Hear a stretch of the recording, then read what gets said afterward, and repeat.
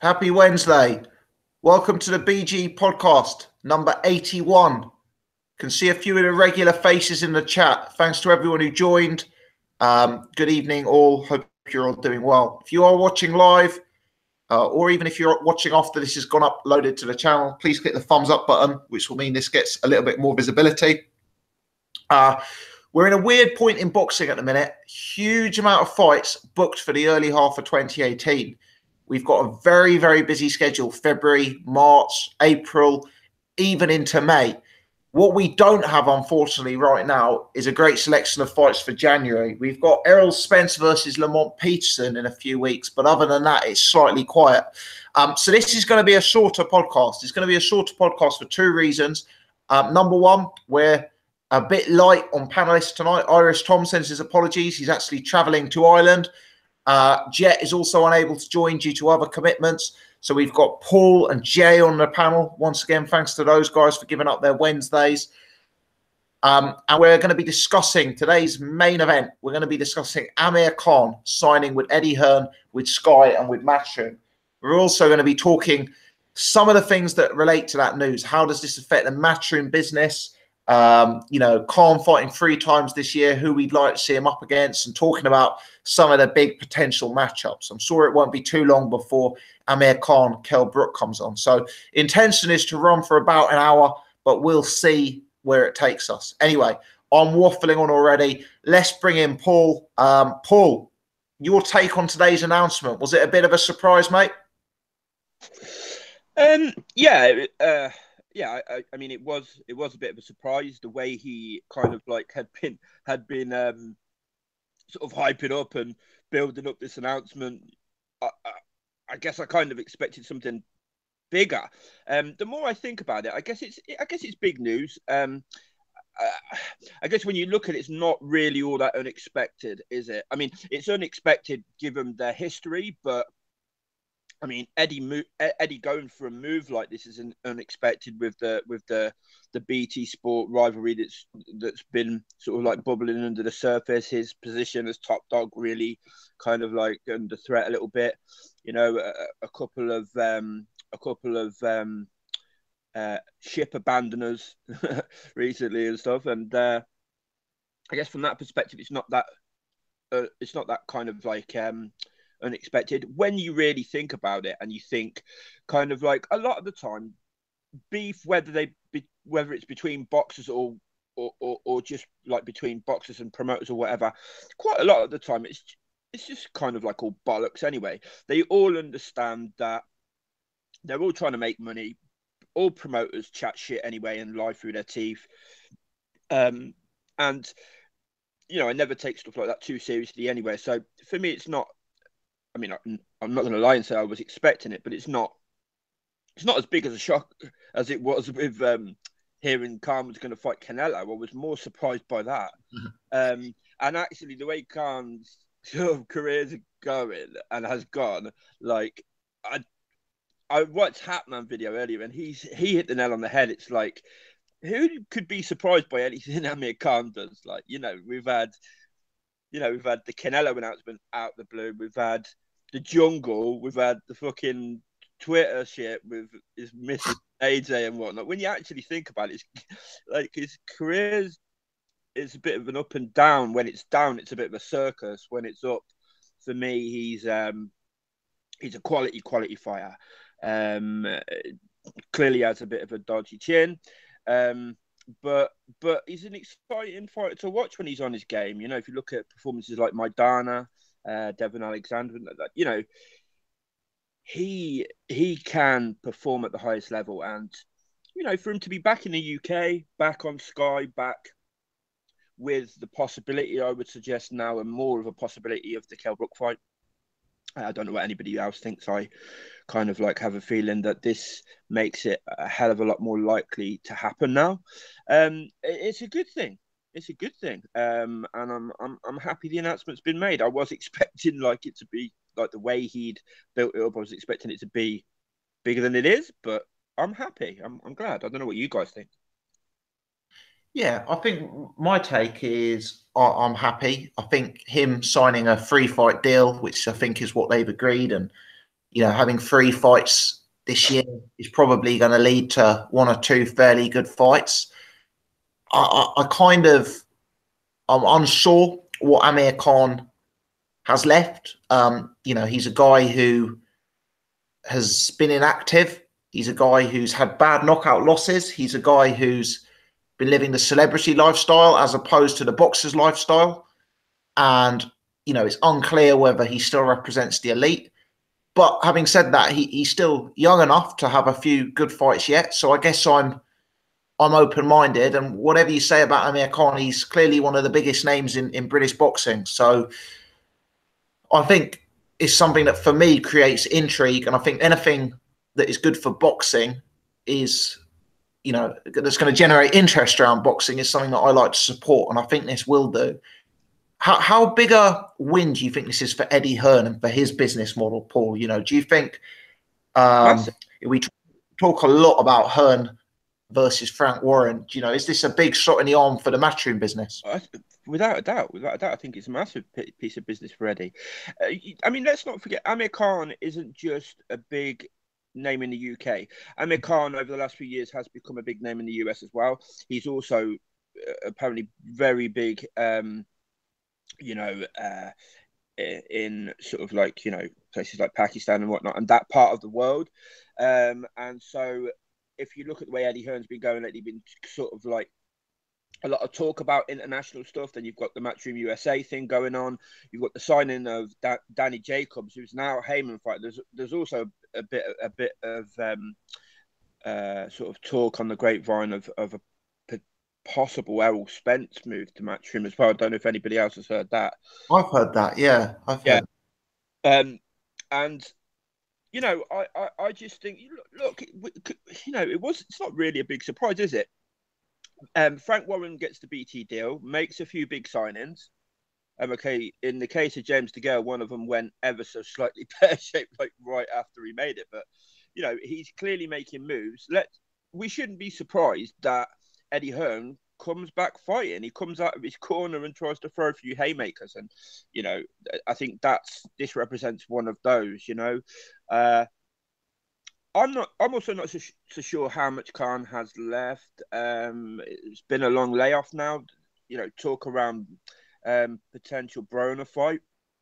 When I first thought about that, I thought, yeah, why not? Like Khan would be the bigger guy, blah blah blah. But when you actually think about it, with the length of the layoff and whatnot, I don't know. What do you think about that? Do you think Broner's a likely next opponent? I think the Broner fight could happen, actually. I think Broner is currently without a fight. He's a guy who, has had losses in his careers. He's kind of not got momentum. He's in a weird position about being in between weight classes. And I think in his efforts to get big fights and big money paydays, he would probably come over to the UK. And you know full well that Eddie Hearn would be selling Khan Broner as a Sky Sports pay-per-view bill. I also think Khan would have to be a favourite in that fight. Having said that, Broner would be a real live underdog because, Broner has got a level of power. I believe he's got certainly as much power as any of the opponents. Well, not Canelo, but I think he's got similar power to like a Garcia, maybe that sort of level of power. Yeah. And it wouldn't surprise me whatsoever if Broner could clip Khan. So it's a risky fight, I guess. Whether they'd do that before, maybe they'd want to see if they could get the Kell Brook fight first. And if they could get that fight, maybe they wouldn't risk Broner. If that fight wasn't forthcoming, maybe that's the fight they'd make. That's a good point as well. I never really, when I was thinking about this as well, I never really thought that much about Broner's weight and stuff, but you make a really good point there. He has had a lot of issues making 140, hasn't he? It makes actually quite a lot of sense when, he's coming off a loss, Broner. His career is kind of like, it's kind of, it's not kind of like, it's not gone the way it looked like it might be going at one point. Do you know what I mean? Because at one point he did look like maybe the next Floyd or whatever, didn't he? Or he was being hyped as that. Yeah. With the weight thing, I think it makes actually quite a lot of sense for him to come up to 140. Do you think it would happen at 147? I think it'd happen at 147. I don't think Khan can make 140 anymore. Yeah, I don't think either of them could make 140, to be honest. I thought Adrian Broner looked physically sick when he fought Mikey Garcia. Yeah, I think it will be in both of their interests to have it at 147. And I believe Broner would go into that fight looking to knock Amir Khan out, and with that mindset, he would probably want to be at the weight he was strongest at. Yeah, definitely. I mean, he's not going to outbox Amir Khan. Yeah, he's going to have to close down that gap and get some of his punches off. But if he's able to do that, he could easily win that fight, I guess. Yeah, I mean, if Khan can keep him at distance, I see it as quite an easy win for Amir Khan. It'd be one of those fights that really depends on how it's fought. Whoever's able to sort of enforce their best game, that's probably going to be the winner. 100%.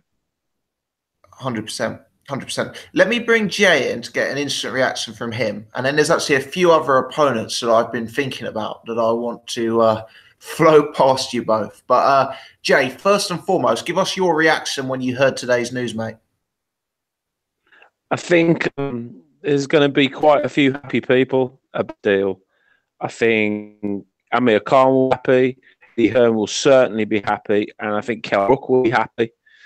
I think Kell Brook and Amman are fighters sort of stage at this point in time.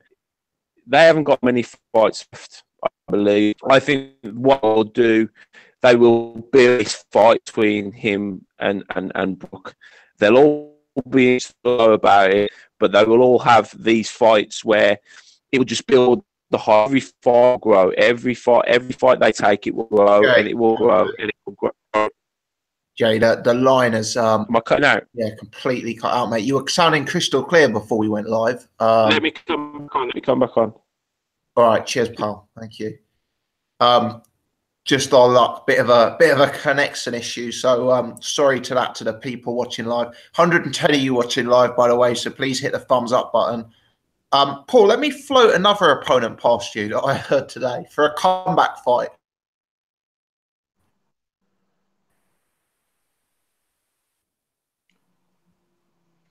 You just broke up. I don't know if it was the same for everybody else, but as I'm looking at it, you just broke up yourself there. I didn't actually get who you said. Okay, let me try again. Can you hear me now, mate? Yeah. What about for a comeback opponent for his fight in April, Bradis Prescott? Is that somebody that you've heard Amir Khan actually referenced it in a video today. Wow. Okay. I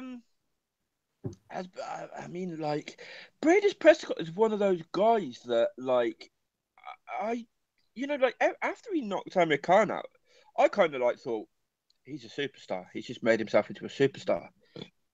Other than fighting Terence Crawford, I haven't seen that much of Bradis Prescott. I think he's had some back-to-back losses last year. I think he's now got 11 losses, and he took 3 or 4 on the bounce last year. So I think he's very much gone into opponent mode. But I think it would be an easy fight to make and like a very, very sellable because of the storyline attached. Yeah, my only sort of like, well, I'll be honest, my initial thought there was, imagine if the same thing happened again. Oh, can you imagine? What a way to sort of like derail shit, like build it up into all of this like sort of like big thing. I saw the press conference today. They're making a big deal of it. Eddie Hearn saying the king is back, blah, blah, blah. Amir looking chuffed as punch, and then he goes and gets sparked in the first round again. I mean, like, I don't know. I don't know. I think they'd be worried about that. I don't. I mean, I haven't seen Bradis Prescott in a long time. If recently he's just been looking absolutely awful and he's a shot fighter, then maybe they would. If Bradis Prescott looks anyway sensible, I don't think they'll risk it, to be honest. I don't see Khan as somebody like, I know this sounds this might sound bad, and it's kind of weird in a way, given he took a fight like Canelo, but I don't see Khan as a guy that has necessarily the biggest balls, like when it comes to fight that he would be ridiculed for. I think something like Canelo was one of them fights. It's like he was expected to lose. Canelo was the big guy. If he loses, it's like, I had the balls to go in there, blah blah blah. I really feel that if you follow the way that the Khan Brook saga has gone and what they both say and everything, I have felt feel quite strongly, and have for a while, that it's actually been Khan that hasn't wanted to fight. I don't know. I see him as a guy that I think he has a massive ego, and I think he is a guy that might not want to get in with somebody that could potentially embarrass him again. Yeah, I know what you mean, Paul, in that he's maybe someone who's very aware of the damage to his reputation that a loss to a Brook or a Prescott would cause, whereas, a loss to a Broner maybe would be something you could bounce back from an ego perspective. Definitely. Yeah. I also think Prescott, if Prescott is still anything like good, because of his ranginess and because of the power and because of his size, I think in certain ways he might actually be more potentially more dangerous. Now, I don't know how he looks now because I haven't seen him a long time. I think. Well, I've just box stretched him as we've been talking. So he had 3 fights. No, he had 2 fights in 2017 and lost both, including to a guy who was 6-0. His last win was was October 16, and it was against a guy with 36 losses. Jeez. Yeah. Was it a KO? It was a KO, and he's been KO'd. He's now been KO'd himself 3 times. He's 34 years old. It sounds like he's deteriorated, but let's not forget Amir Khan. When's the last time Amir Khan fought? That's an option. No way. What, Prescott's not an option? Looking for that, isn't it? Yeah. Oh, Jay, you're sounding dodgy again, mate. Oh. Jay, give us a test, mate. Is that better? No, mate, it's not coming through at all, I'm afraid. Well, sorry. Jay, last time when you went on to, you changed to... Oh, he's gone. Okay. He's gone. I feel bad because I had about a 10-minute chat with Jay just before we went live, and he was sounding crystal clear. Oh, man. It might be something to do with the extra sort of like bandwidth that's used once we're live or whatever. What I was going to say to him, though, was... it was a couple of weeks ago, or maybe even last week, that he switched to his phone and then he was like crystal clear. So I wonder if that might be an idea to try again if he's no good when he comes back on. Yeah, that would make sense, mate. Definitely. Did you think in your instinct that the reason for this move is that all roads lead to Kell Brook? Fundamentally, we can talk about all the other fights, but do you think that is the end goal? And do you think there's a possibility Amir Khan could sign with Sky and sign with Matchroom and not really look to make that fight, Paul? I think that's probably the most likely reason for it, but I don't think it's definitely the reason for it. I mean, look, boxing is at an all-time high in the UK. Guy from Bolton. I'm sure he's used to being out there by now, but I can imagine somebody gets a little bit homesick, sees a guy like AJ fly in, sees the way British boxing is at the minute, and just thinks, this makes sense. This makes a bit of sense. But I agree. I do think probably all roads lead to Brook is probably the most likely. But I just instinctually, I've always felt that Amir Khan didn't fancy that.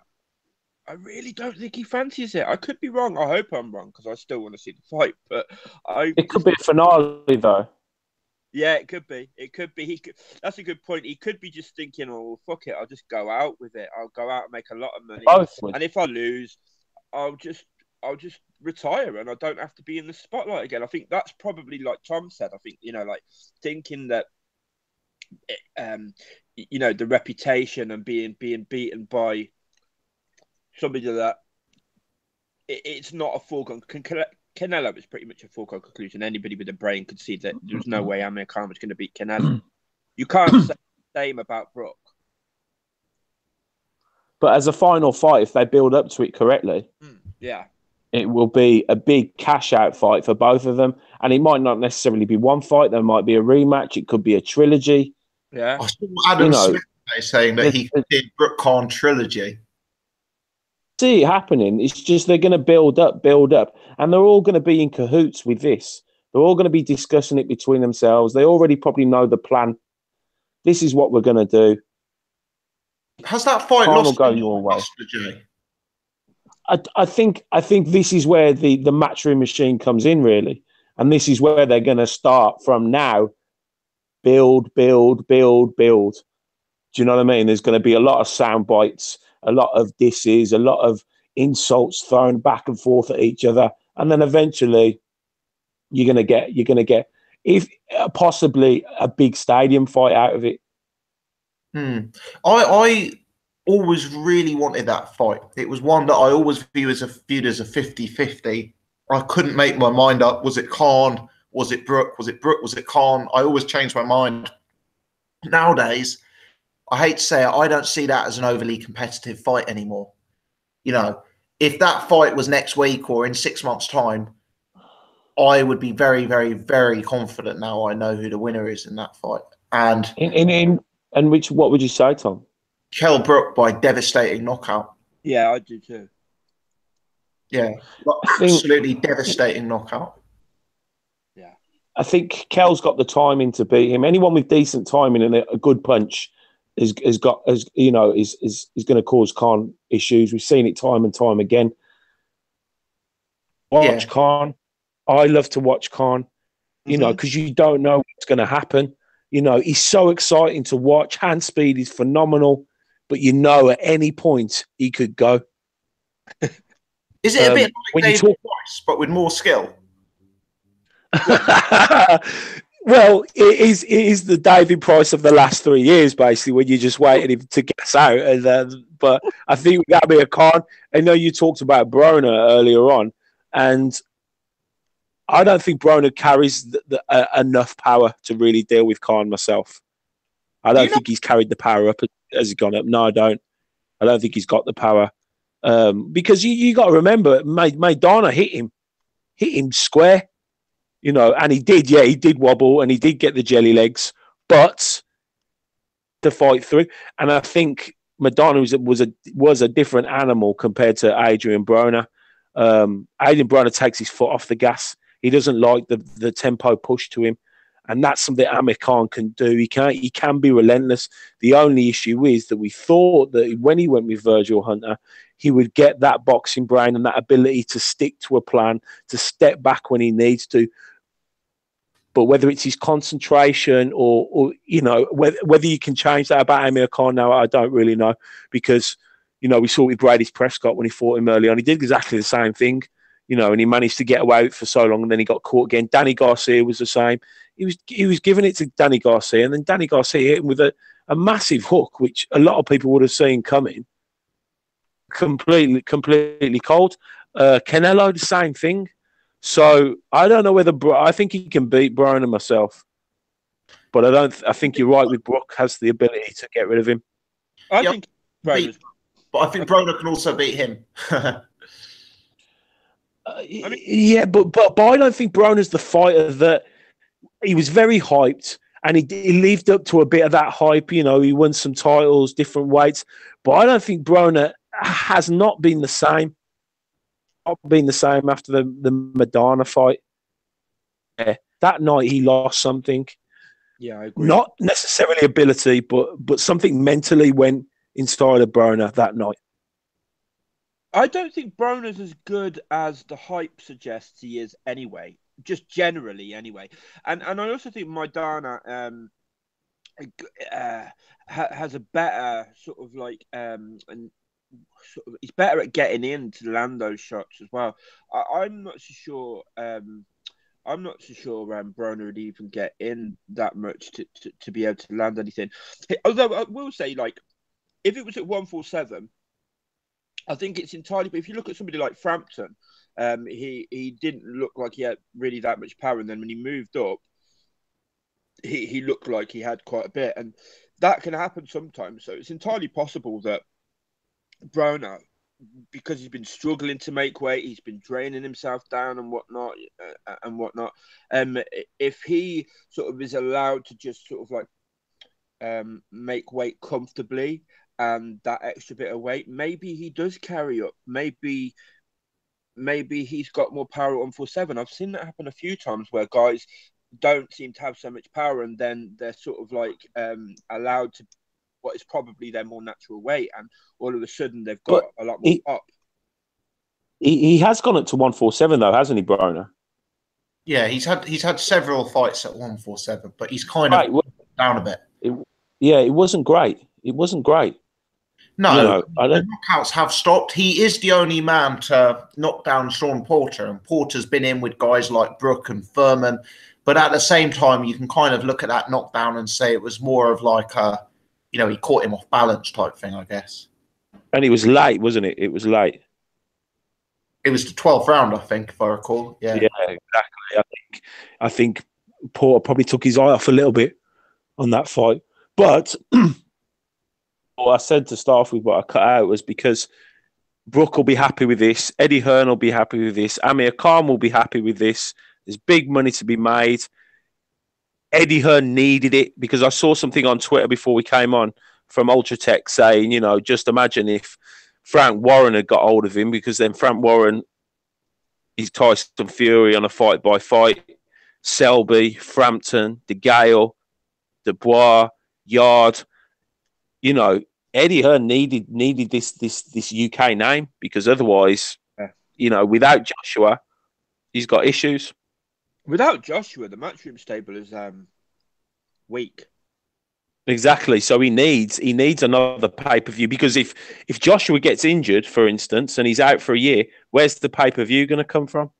I think Eddie has been relying a little bit too heavily on hanging his hat on and his hopes on a little bit too much. Some of the sort of like up and comings, the Olympians and whatnot, and I think it's becoming. Oh, it's not like any of them have been found out or anything, but a lot of them are not looking great, and I don't think many of them, if any of them, are going to sort of like blossom into the huge stars that he imagined they would.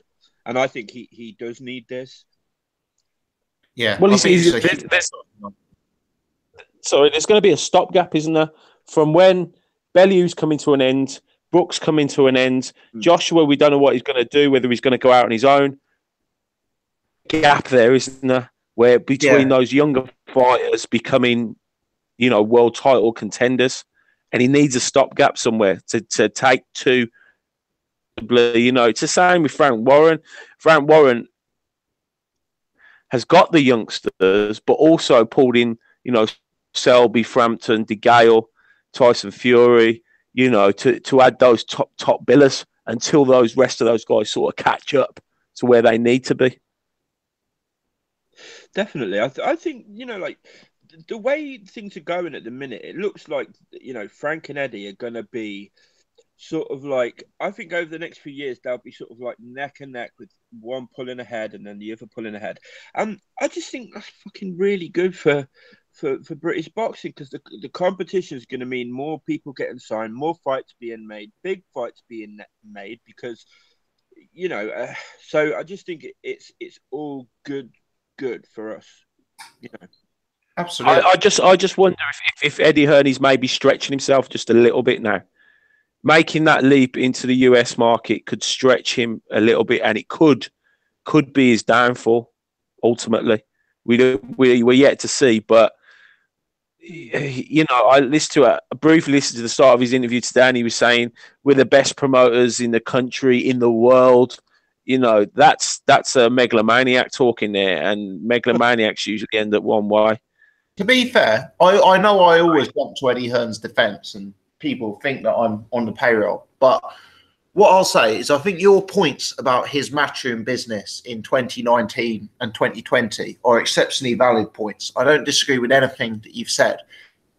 But if he ends 2018 with Joshua Parker, Joshua in another big fight, Haye versus Bellew, and Khan versus Brook, from a business perspective, it will probably be the year of all, won't it? I guess.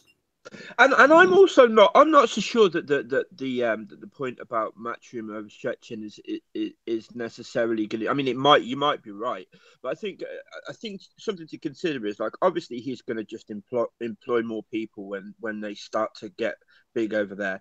That's the first thing. The second thing is, if you look at Danny Jacobs is an Al Heyman fighter, yeah. Al Heyman historically has had issues with HBO, and yet Eddie seems to work with both of them. So, like, I don't know. I think Eddie's has been developing a lot more connections over there, and therefore it might be more successful than we think. I'm not so sure that he hasn't got sort of like all of this search. You know what I mean? He's a clever guy, man. He's a snake, but he's a clever guy. Yeah, he is. He is a clever guy, but you know the market is different over there. It's a lot easier to I think to build a fighter in this country than it is in the States. You know, you first of all you have this hometown thing going on. You know, you look at Josh Warrington, you look at Frampton. You know, they could fight dummies in their hometowns, and they're getting big crowds. Brook with Sheffield, Bellew with Liverpool, with your Joshuas and your Whites and whoever. You know, it's a lot easier to get those big crowds in America. Not so much, unless they're a mega name. Can I make a prediction? This is my prediction for at some point in 2018 or potentially 2019. Go easy, Paul. Go easy. Here we go. You know where these predictions have got you in the past. Wait for you don't want to do 2018 roundup. Pulling you again. Listen, I've had one or two bad ones, but I've had a hell of a lot of fucking winners. So let me say this. And I'll say no more. Eddie Hearn, Matchroom USA, sign Deontay Wilder. They make AJ Wilder either at the end of 2018 or at the beginning of 2019, and it's a really good fight, and it potentially makes boxing get back to a little bit like what it was at one time in the US. Because let's be honest, at one time the US was the mecca of boxing. It was all about the US, and boxing was a lot bigger there than it was now. And I think Irish Tom said this a while ago, and at the time I was like, I'm not sure, but the more I've kind of like been watching stuff and thinking about it, I think he might have had a bit of a valid point. The lack of sort of like really big heavyweight fights, you know, the Klitschko era, the Klitschko domination of the heavyweight division for so long and whatnot. If that could change, and it would be, and sort of like guys are putting on, you know, really exciting fights at the top, the big guys are putting on, and it's guys that they can sort of like identify with a bit more. I think that could have a big effect. So that's my prediction. Eddie, okay. Matchroom USA signed Deontay Wilder. I think they'll put him in with Wilder because I think they'll want to go down the Tyson Fury route in 2019. Yeah.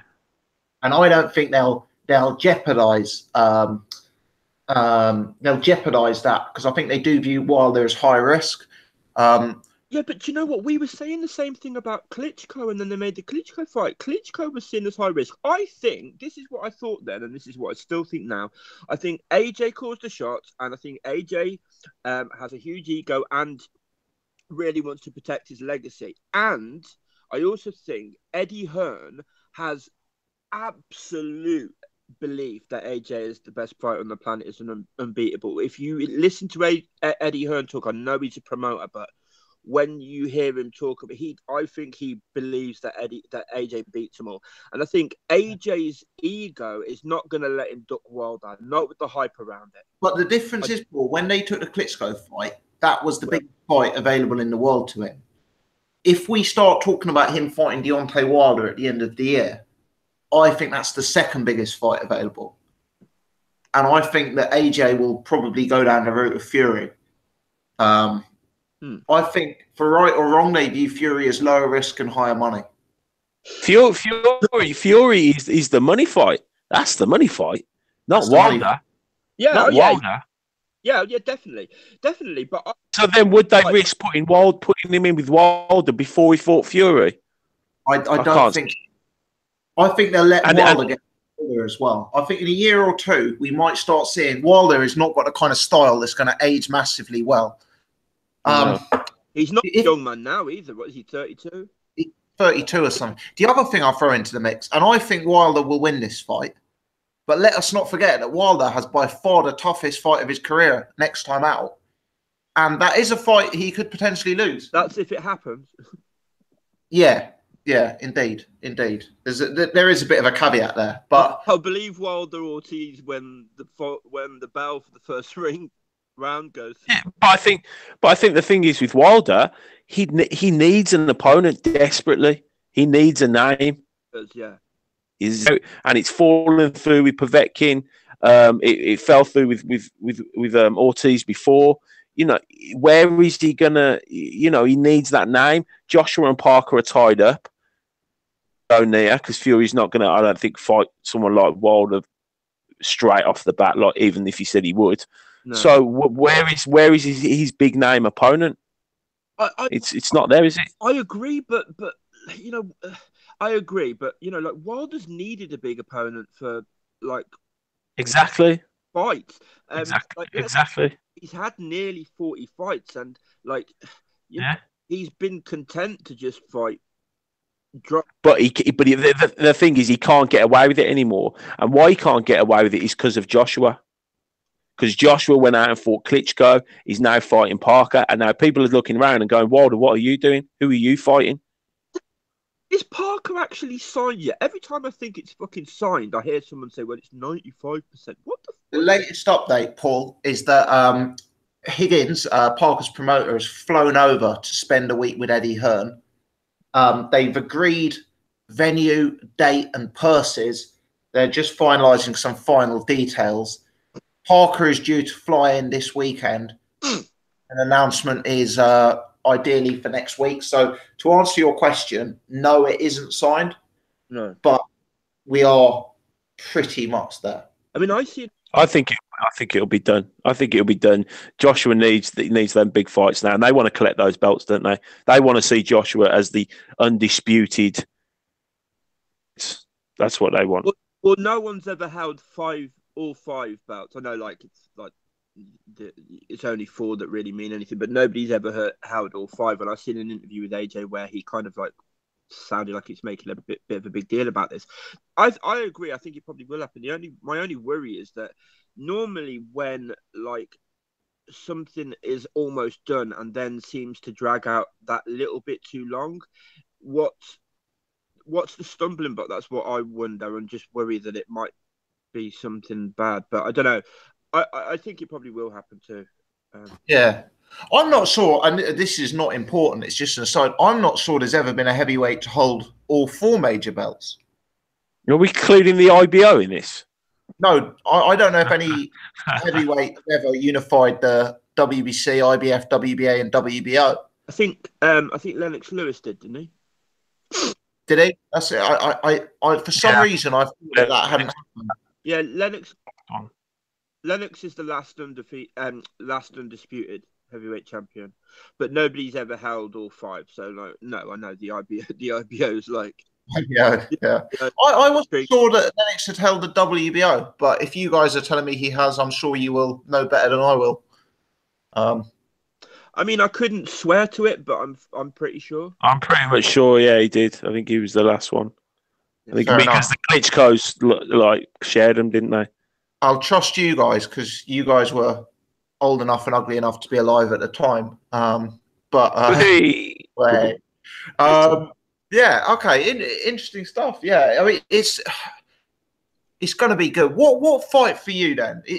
Like, let's say the Brook fight doesn't happen. What is the most exciting route for Khan? What are the fights that would get you happy to sign off a pay-per-view fight for Amir Khan without Kell Brook? Because I think Amir Khan's in a weird position, because a lot of these fights, you look at the fighter and you're thinking they're not going to want to come over here and fight them. I think with Khan, all the big names are going to love to fight Amir Khan. I think Thurman would love to fight Khan. I think Pacquiao would love to fight Khan.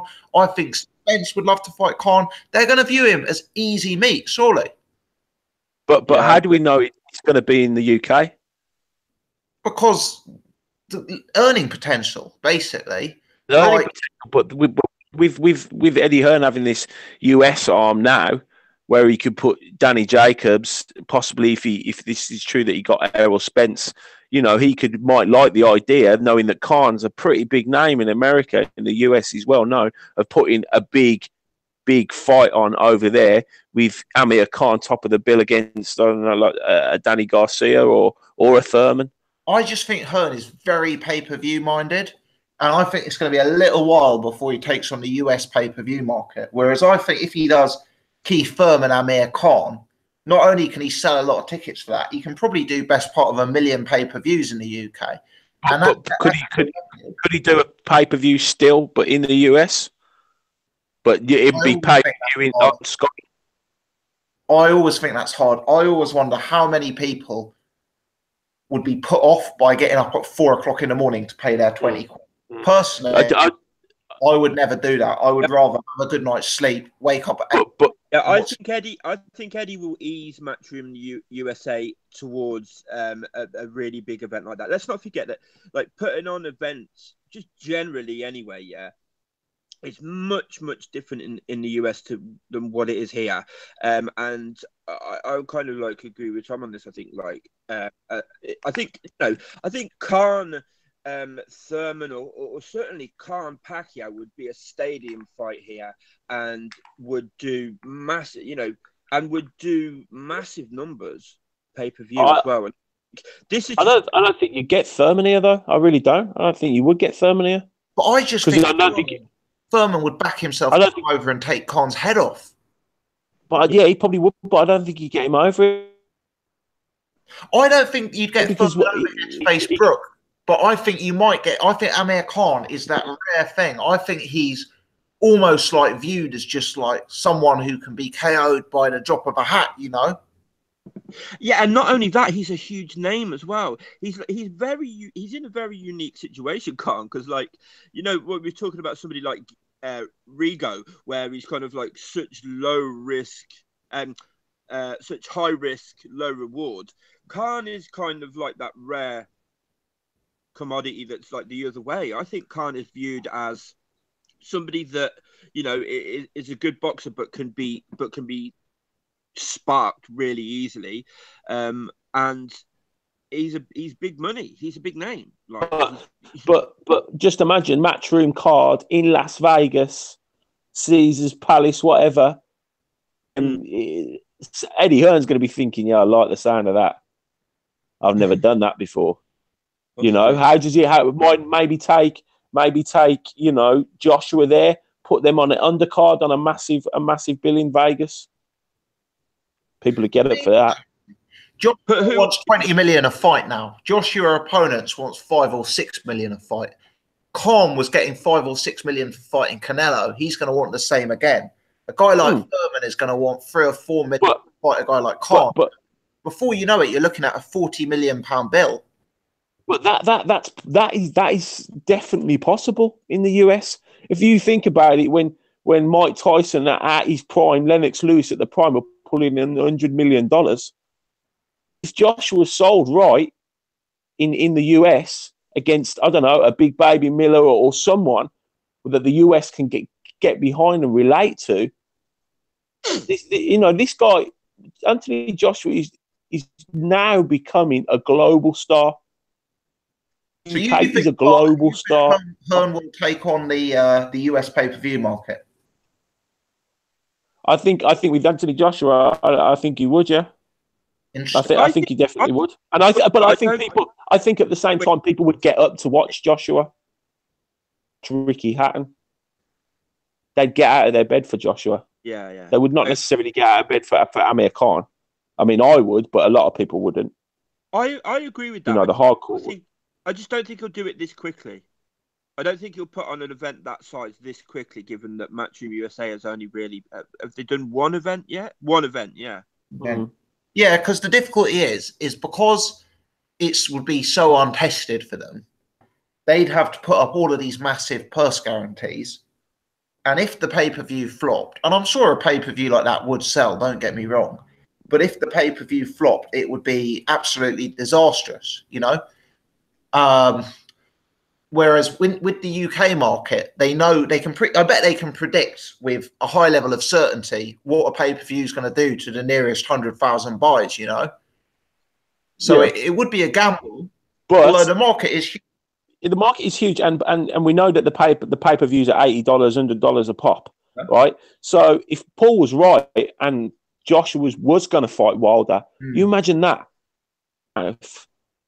Giving it loads. They're saying they put it in Vegas, the biggest heavyweight title in a decade, in 20 years, all the belts. You can imagine. You can imagine the buys on that would be phenomenal. Yeah. We got up to watch Pacquiao, Ricky Hatton, Mayweather, Ricky Hatton. You know, Josh was taking it to a different level now. And I think with an American, fighting an American, massive things. US for that. Does anyone know the capacities of like the MGM and the T-Mobile and that? I think it's only like 1,000. About 20,000, I think, isn't it? Yeah. Yeah. But the other thing, Paul, is the ticket prices can be a lot higher. Yeah, yeah. So for the big fights, like the Floyd fights, even like the seats on the back row were doing like $1,000, that sort of thing. Yeah, yeah. Yeah. But worldwide TV rights would be huge. You know, that's where they're making the monies. Do you know what I mean? And the amount of income that goes into Vegas, and you know, different animal. But Floyd, look at the money Floyd made. You know, and there's not, and the only people that used to make that kind of money were heavyweights. Yeah. Heavyweights made the big money, unless you had a Sugar Ray Leonard or someone very special, maybe a Roy Jones or someone like that. But the money was paid to the big heavyweights. Yeah, I mean, $1 million is not a rare thing, and it's happened before, and a long time ago. These big fights is getting me excited. I hope we don't see Khan versus Eggington, followed by Khan versus Gavin, followed by Khan. You know what? I was thinking Khan Eggington. I would not be surprised. I would not. The egg. Yeah, that could happen. Yeah, Khan Gavin would be. You know, Frankie Gavin's fighting for the IBO welterweight title. His next fight. I hope we good on Gavin for the IBO. Again, you won't be surprised for his first couple of fights are going to be a bit ropey. Yeah. It's interesting, isn't it? Interesting. But the pressure for him to fight Brook is surely going to be at an all-time high now they're together. Do you think there's an element, and I'm just thinking out loud here, now Eddie Hearn's got Amir Khan, and now Eddie Hearn has access to this valuable commodity he's never had access to. Does Eddie Hearn maybe for the first time in his life question whether he actually wants to make that Khan-Brook fight? You know, does he know that Brook will extinguish the career and the earning potential in 30 seconds? And is Eddie Hearn potentially disincentivized to make that matchup? He makes it the third fight. He makes it the third fight of this deal. The Khans are notoriously quite difficult to deal with and whatnot. I think in his mind he just thinks maybe this 3-deal fight deal isn't extended. They're both kind of coming towards the end of their careers anyway. He makes it the third fight for me. Interesting. Yeah, interesting. You'd think that would be the money grab. Is that still a Wembley Stadium fight? Yeah, I think so. What, Khan-Brook? Yeah. I think if it's built correctly. which I think they'll do because they're the masters of that, aren't they? If That it's built correctly, but it would have to be 2019 summer though, wouldn't it? Like Old Trafford or like a northern stadium, possibly. End of the year. End of this year. They said they want. He said in the press conference today he wants Khan's going to fight 3 times this year. 3-fight deal. So maybe they'd have to do it at the Millennium Stadium then, I guess, because they'd probably want to do it indoors, wouldn't they, given the time of year? Yeah. He fights. Here we go then. He fights the Egg, then Broner, then Brook. End of. Both sail into the sunset with about fucking 20 million in their pocket. I'm just having a look. So Amir Khan, his actual comeback date, he's fighting in Liverpool, and it's on the 21st of April at the Echo Arena. Now, let me just double check something in case I say the wrong thing. No, I'm right, unfortunately. That is clashing with Carl Frampton's appearance at the SSE Arena in Belfast. So, that is quite a big clash there. Carl Frampton taking on Nonito Donaire and Amir Khan's return. Has that been done on purpose? And even though Frampton Donaire would probably be a better fight than Khan versus a nobody, Amir Khan versus a nobody going to completely put pay to the success of that Frampton bill? I don't know. Khan. If by chance it was Khan Broner, I'm not sure that it. Well, I think it'd dwarf the Frampton. I mean, Frampton Donaire's a good fight, and Donaire's a big name internationally. It'd be definitely more known than like a UK fighter or whatever. But like Khan Broner would be huge, I think. Yeah. I think I hate to see it when boxing clashes, though. We're sitting here tonight doing the podcast. We've got no boxing to discuss from last week. We've got no boxing to discuss for next week. And then you have Amir Khan on one channel and Carl Frampton on another channel clashing. It almost seems ridiculous, I've got ideas for next week anyway, for something a bit unusual. I'll just run by you after. Okay. Always got something up your sleeve, Paul. But yeah, that sounds good, mate. That sounds good. Like the Dow Boy of the boxing world, something. There you go. Good stuff. Any more guys? What do we make of this one fight deal with BT for Tyson Fury? Has that been confirmed? I saw a tweet from Frank Warren's Twitter account saying he would be applying to the Boxing Board of Control on behalf of Tyson Fury. Or maybe he said he would be applying for a license on behalf of Tyson Fury. But have we actually had confirmation it will be a fight-by-fight deal with BT Sport? It's the only place to go, though, isn't it, surely? My only concern is if you're Tyson Fury, you recognise that the big money is with Joshua, and you probably recognise that the big money is on Sky Sports pay-per-view. So I appreciate what you're saying is a fight-by-fight deal, but is he really going to take the big fights with Frank Warren when he's got that pot of gold at the end of the rainbow on the other side? Well, Tyson Fury's never really worried about that, though, has he? That's the thing about Tyson Fury. He's made a lot of money, but not the serious money. And it's kind of never really worried him that much, because I think if he'd have had, he would have maybe, there's that connection to Hennessy, I suppose, but he would have jumped on board with Sky Sports, But, it depends what the deal consists of, whether, Frank Warren would say, okay, you go and fight on, a Sky Sports bill. I don't know. The thing, and historically, it hasn't seemed to worry him, but historically, he was, I think, like a lot more in love with boxing than he has been this last couple of years. And I think Tyson Fury is a guy that isn't in love with boxing anymore. And I think he's been talking a lot about the AJ fight, and I think he is a guy that would much prefer to have a couple of fights, then the AJ fight, and fuck off out of it. I really do. One thing I wanted to ask you guys is, do you think, if Fury was signed to Frank Warren, do you think that makes the Joshua fight impossible. Do you think they could? Do you think there would be a scenario in which the money would be so big that Eddie and Frank just say fuck it, we'll work, we'll talk? Well, let's not forget the rematch of Klitschko Fury. Now, please jump in if I've got the details wrong. But at the time, wasn't Fury supposed to be working with Frank or to have some sort of working relationship with Frank? And there was rumours and rumblings that would be on BT or Box Nation or whatever it was. And then the Furies kind of just ended up doing a deal with Sky. Similarly, Hughie Fury was working with Frank. He got his world title fight.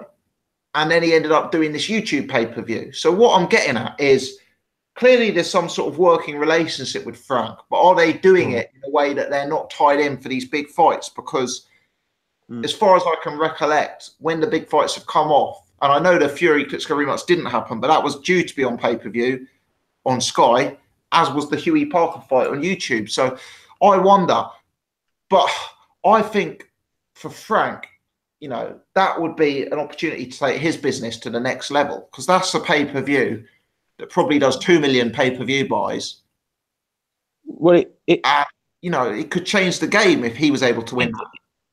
It seems though, Frank seems to be taking these big names on a fight by fight basis. Fight by fight, isn't Selby fight by fight possibly? Frampton fight by fight. So I don't know about Selby and Frampton. I had a feeling they may be longer term deals actually, but the Gale's certain. But with that, it's almost the best of both worlds. So he can get that big name on his channel. Entices a fighter to go to him because he thinks, well, I'm not tied into it, so I've just got that fight. So if Tyson Fury, for instance, for I don't know, Big Baby Miller, and then the Joshua fight comes up, he could go and take that Joshua fight. If he doesn't, then he can carry on with, do you know what I mean, with Frank Warren. So it sort of gives him go to BT Sports, you know, and at the same time, Frank Warren gets that name on his. Yeah, I mean, I guess the counter argument to that is that if a promoter only has a one fight deal, so say Tyson Fury signed with Frank on a one fight deal, Frank is probably going to be inclined to make a fight that makes financial sense immediately in that fight one. In other words, it probably wouldn't be his business interest to invest a substantial amount of money in a sensible opponent, you know, for a comeback fight. He's going to need to put on a fight instantly that does the numbers, because his earning potential out of Tyson Fury is only one fight. Eddie Hearn made comments when the DeGale-Truax rematch situation was being debated that because James DeGale was acting as a free agent, he kind of had no one in his corner. And Eddie Hearn was kind of implying that's why DeGale and the rematch situation had been mismanaged. But whether or not that was true, I don't know. But then if you take away Wilder out of the equation, you take Joshua, you take Parker out of the equation, left, what sort of money is a Big Baby Miller, is I don't know, you know, those sort of level of fighters, a Gerald Washington, in, you know, what sort of money are they actually picking up? They're not going to be picking up great money, are they? The biggest paydays for Fury are going to be on the Sky side, because so what I'm saying is going to be a massive risk for a one fight deal if he's only bringing over, you know, as I said, a Gerald Washington or who's the Brazil or you know, a Bryant or someone like that. Do you know what I mean? The risk is not going to be huge, is it? Because the money they're going to demand is not going to be massive. Yeah, you'd assume it would be like $500,000. Yeah. So the big money is only with Wilder, Parker, Joshua, Bellew. That's it, you know. Haye. Bellew, yeah. But then again, it gives him the option. But if he came back for his first fight and thought that would be the sort of opponent you'd sort of expect him his first fight back to be against, wouldn't it? Someone not top end, someone not, someone with half a name. That's the sort of fight that you'd be looking at, or a Lucas Brown or a Shannon Briggs. Those are the sort of fights you'd be really looking at. Whatever he says, there's no way he's going to stick in his first fight against one of the top guys. Someone like a Gerald Washington, someone like a Razvan Kajanu who fought Joseph Parker. I think someone like Kajanu is more likely. I don't think Tyson Fury will even fight like somebody like a Brazil. Not for his first fight back. I really don't. I think it will be a journeyman or a no name. The first fight. He's been off a long time, man. That's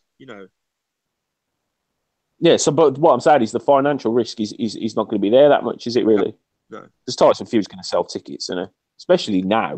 I think he'll probably sell more tickets now than he did before. What did you guys make of him splitting with Peter? I was really surprised. It's been confirmed on both sides now. Peter Fury came up this week and confirmed it as well. Yeah, he was on a BT pod. He was on the Box Nation podcast, and he said it. Yeah. I haven't listened to it, but I heard that. So, yeah, I've always been a fan of if it ain't broke, don't fix it in all areas of life, really, not just boxing. But it is a risk, isn't it? I also think it throws another question mark over the question: will Tyson Fury ever be the Tyson Fury we became fans of again? Because I think having his uncle in his corner was a big part of that. He's kind of like trained him his whole life. But he hasn't, Paul. That's the thing, because from what Steve Lillis was saying on the Box Station podcast, that he'd basically been around quite a few trainers. None of them could really control him or get him in the right mindset and things like that. And then finally, he'd been with his dad, and then he or his uncle, and then he got with Peter Fury, who sort of managed to get the reins on him. Yeah, if I recall, he was actually trained by his other uncle, who's now deceased. That's right. His name was Huey Fury, another Huey Fury. So he actually trained him for the first Chisora fight. But it was when we saw Peter Fury taking the helm that you saw the more clinical performances. So that was the Christian Hamer fight, the Chisora 2 fight. These were the fights where he was not taking anything in response, But I think you could tell in a way by Peter Fury's tone when he was being interviewed that I think it's hit him quite hard and he's quite disappointed. I think I'll have to check it out. Yeah, I think from Tyson's Fury perspective, maybe he just wanted a change, something new, start afresh, coming back. Tyson's Fury is his fitness, even though he's one of those guys that can have weight on him and still he's got a good engine. It's not necessarily you need the muscles to be a 12-round fighter, but it's obviously conditioning that's an issue because his natural abilities is so good that, he can sort of cruise through fights if he wants to. The fact that Peter probably did was he was probably a very good disciplinarian, and probably within a fight, he can get the reins on him and say, look, don't get involved back on. But I think Tyson Fury of an old used to get involved a little bit too much and take the fight to him a little bit too much and got caught. A prime example. I think now he's probably learned and grown and been through such a big fight with Klitschko that he now knows how to win fights involved. And I don't think he's stupid enough to get involved with someone like Joshua. He'd be on the back foot all night. I also think though that this can anybody. I don't know if anybody remembers the guy's name. The guy's Ben Davis. Yeah, that's training Tyson now. Did you guys see the interview where they're like, what was the fight they were at? Billy Joe Saunders. They were in. Yeah, I think it's Billy Joe Saunders. They were in like a bar or a restaurant. Yes. Yeah. And they're trying to get him to come on the camera and whatnot. Yeah. Wouldn't. I don't know, that just strikes me as somebody that that says something about somebody's character that they don't want to come on the camera. And you think of Tyson, the character of Tyson, like, I don't know if that's the sort of guy that he's going to listen to. If other trainers, like, you know, bearing in mind what Jay was just saying, trainers struggling to control him and everything. I think Peter obviously is his uncle, traveller as well. The respect will be there because he's his family, and I'm guessing Peter can just say fucking reel it in and get your work done or whatever it needs to be. I'm not sure if like a young guy that's of a character that won't even step in front of the camera is going to be able to do the same thing. I don't know. I'm just speculating, but yeah, I've got an opinion on that. So this Ben Davison, I'll start by saying I don't know him. I don't know too much about him.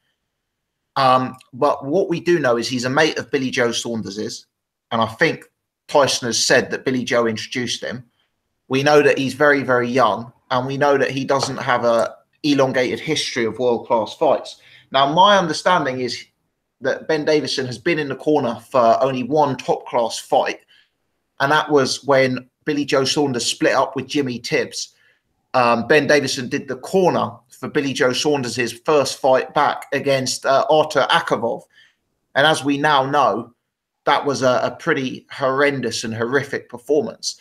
Now, we can't blame that performance on Ben Davison, not at all, because that was Billy Joe Saunders' fault, and Ben Davison probably didn't have enough time to put his stamp on things.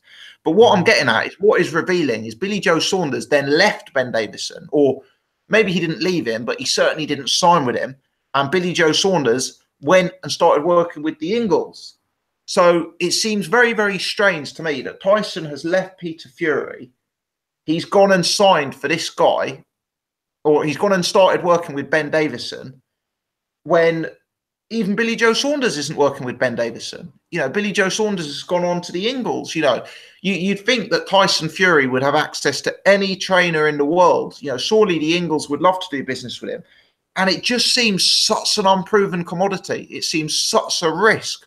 It does make you wonder, is it because Tyson wants a yes man? Is it because he doesn't want someone screaming at him and bullying him and making him do things he doesn't want to do? And, you know, potentially that's not a good sign.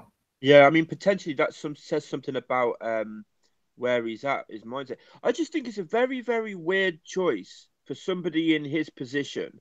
You know, at one, you know, only 2 years ago, he was literally standing on top of the mountain.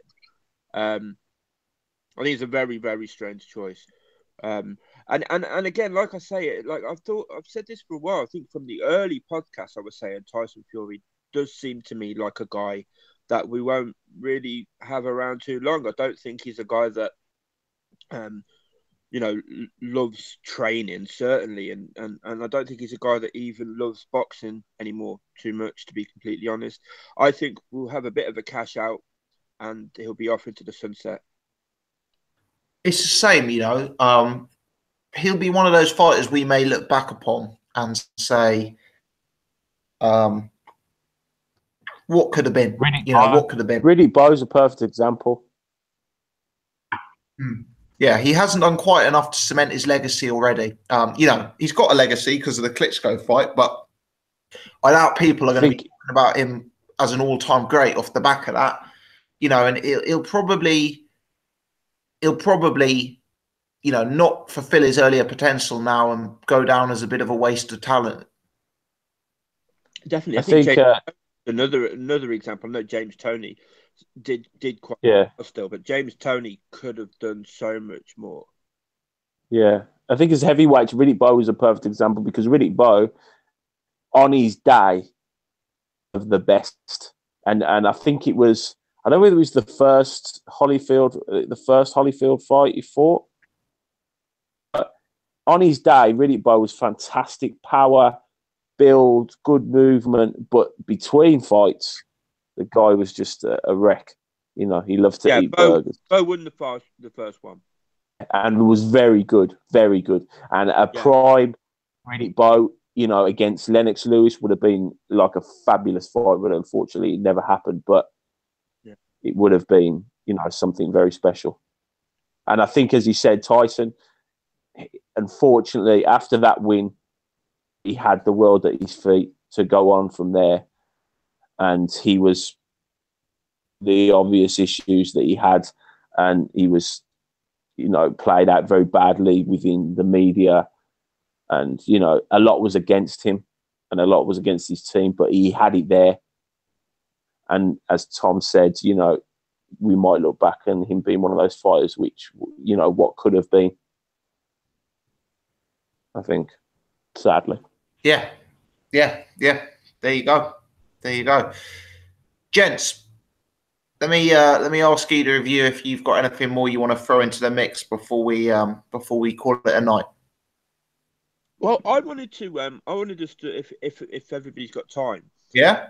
You made a video last week, I believe, about one of your Patreon guys had asked about Prime Tyson versus Prime Holyfield.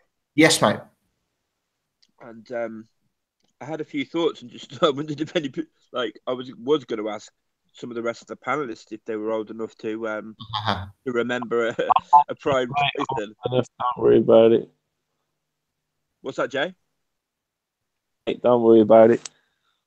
Okay, so go ahead then. What do you think? Prime Tyson, Prime Holyfield. Well, when that, I think Tom was right. Tom's video, may I say, was exceptional. It was really pretty good listening.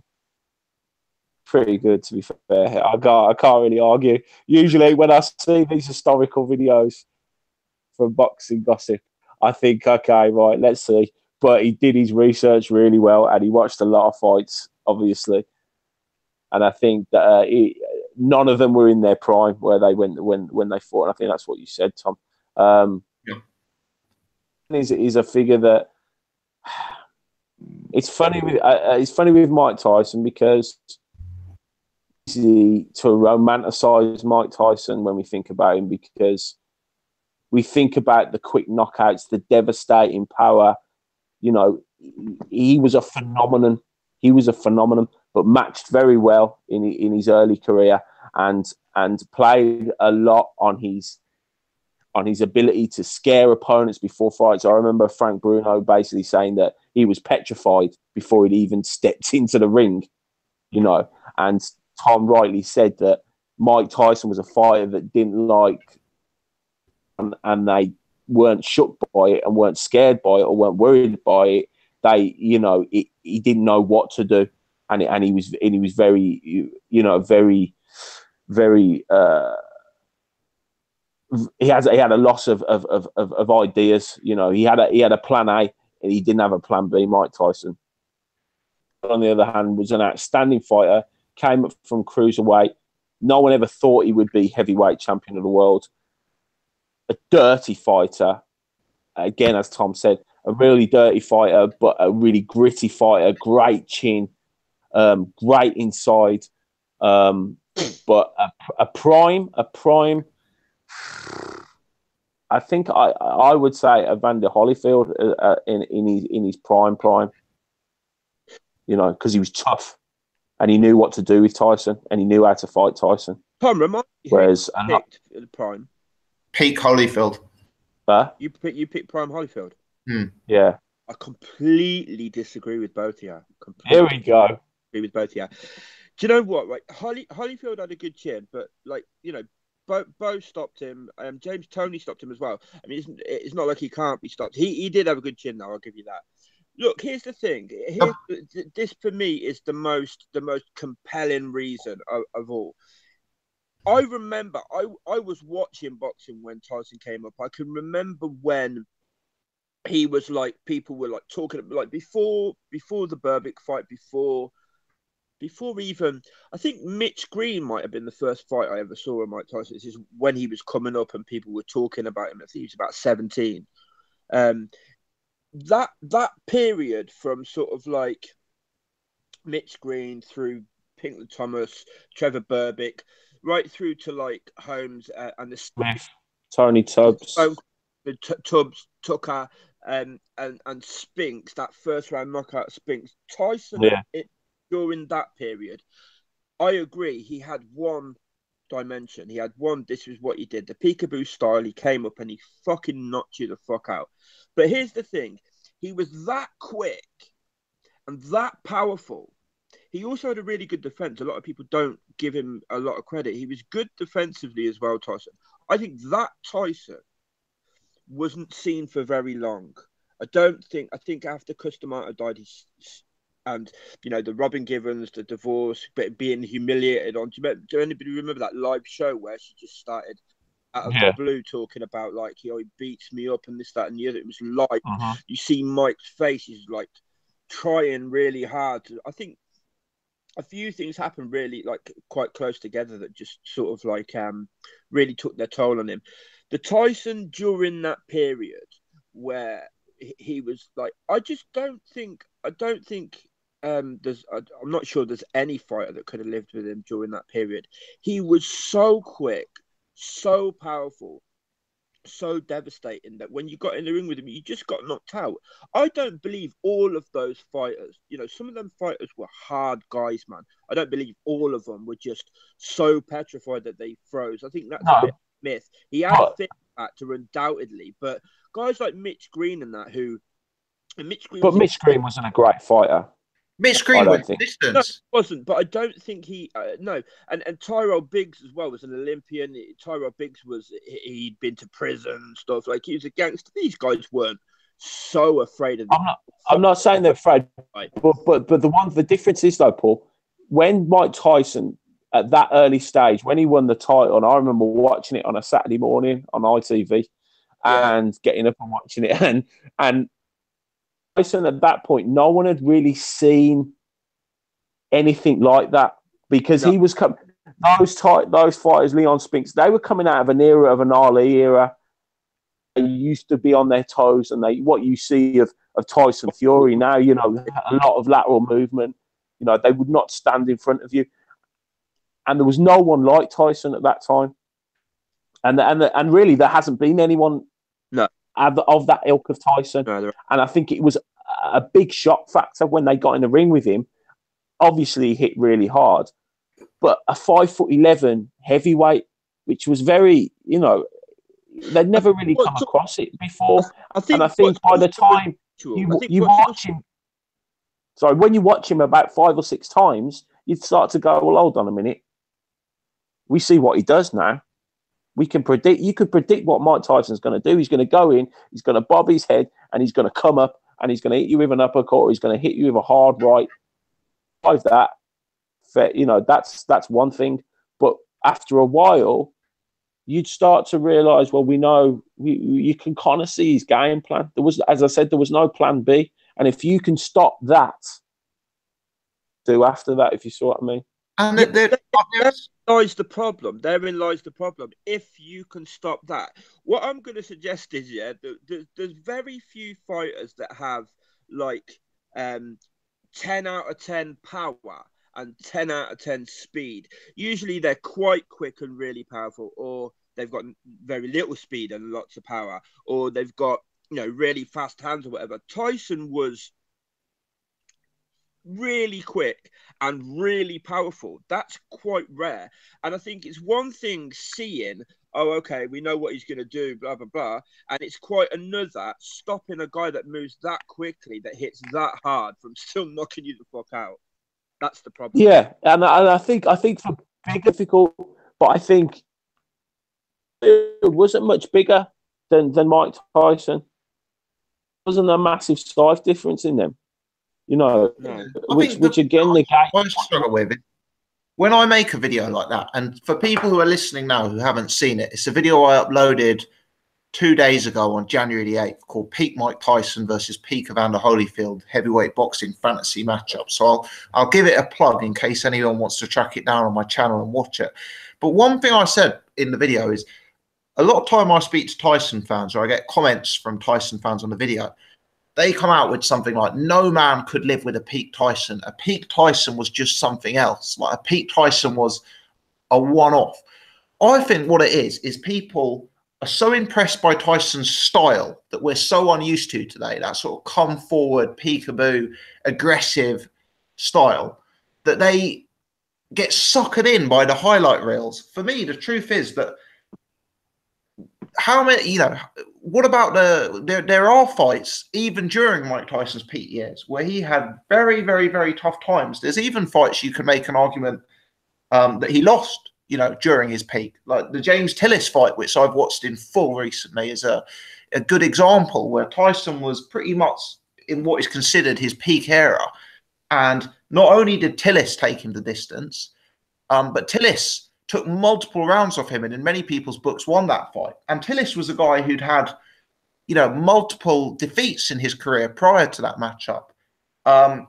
So for me, Tyson, I think there is some element of truth in what Jay's saying. What he bought was devastating. As I said in my video, he was a devastating on-top fighter. When he could implement his style on you, there was no one like him. But when you couldn't implement your style on him, there wasn't much else there. And Tillis exposed that. And I also think Holyfield exposed that. Tillis exposed it by going on the back foot and stopping him from closing down the range. Holyfield stopped it the other way by going straight to him and, refusing to bow down. And I didn't think there was nothing else that he could bring out at that point, Paul. I mean, one thing I would say is the Tillis fight was 2 days after the live interview with Robin Givens. Yeah, like for me, his marriage is going down the toilet, and he's also wasn't that long. I mean, it was probably a couple of years after he'd lost Customato. I don't think that was even Tyson at his best in the Tillis. Holyfield, but I think Customato. Holyfield definitely wasn't Tyson at his best. So those things become irrelevant when we're talking about primes. We're talking about guys in their prime. Now, the other element is both guys at various points use steroids. Both of them. Holyfield's a renowned steroid user, and Tyson's admitted in interviews, like after his retirement and stuff, that he did as well at certain points. So that's another element. It's kind of like it becomes a very. But what you've got to look at is interesting with Mike Tyson. Customato made him the fighter that he was. We all know, but Customato knew what Tyson's abilities were, what his strong points were, and he worked and he worked and he worked on it. And you can see, because what he does is devastating. Yeah. But Tyson was never going to be, Lewis was never going to be an Ali, he was never going to be like a Spinks or someone like that could fight off the back foot, that could move around. So they drilled that into him. But the point comes when that doesn't work. What do you do? And maybe without Customato, it's very difficult to say, because maybe Customato would have said, well, you need to do this or you need to do this. But he didn't have him there and he couldn't do it. And I think eventually, like Tom said, we believe into that devastating, superhuman, and we all did. I mean, when Mike Tyson got beat by Buster Douglas, I couldn't believe it. He's never going to get beaten. It's like Steve Davis playing snooker. You just thought he's never going to get beaten. He's just too good. And eventually, someone will come along. And I mean, to be fair, the Buster Douglas fight is a different animal altogether, because Tyson was definitely not on the radar for that fight. No. That fight, he didn't do nothing.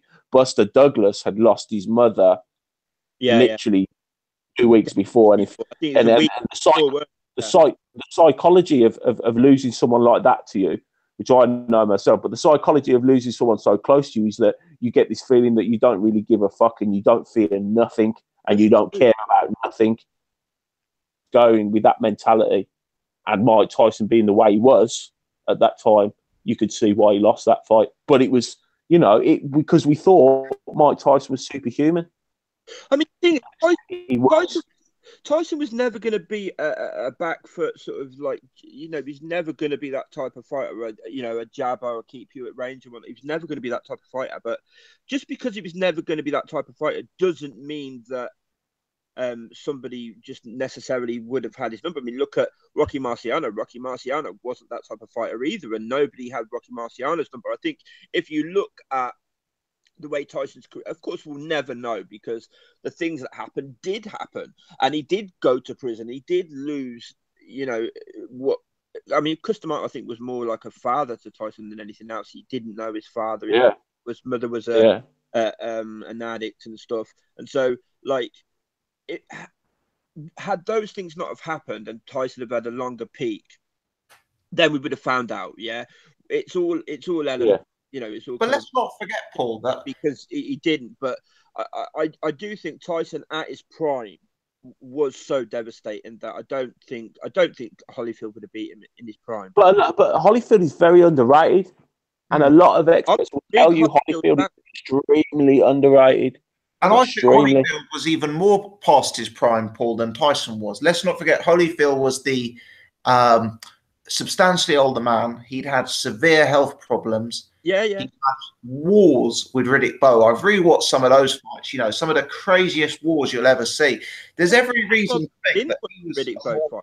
I think it was the third fight. He had the was it hepatitis? Yeah, and he couldn't see one eye and stuff. Yeah, that's the one he got stopped. I mean, Holyfield was even more worn than Tyson was, and for me, he did have the answer. He did have the answer, and they were both out. They were both kind of shock fighters then, and it was.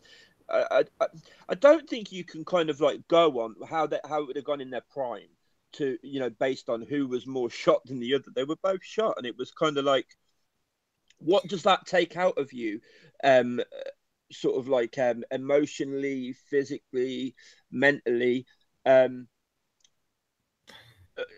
it takes out of one man, it might not take out of the other. But that's not what we're talking about. We're talking about a prime contest, and the contest in their prime would have been a totally different scenario.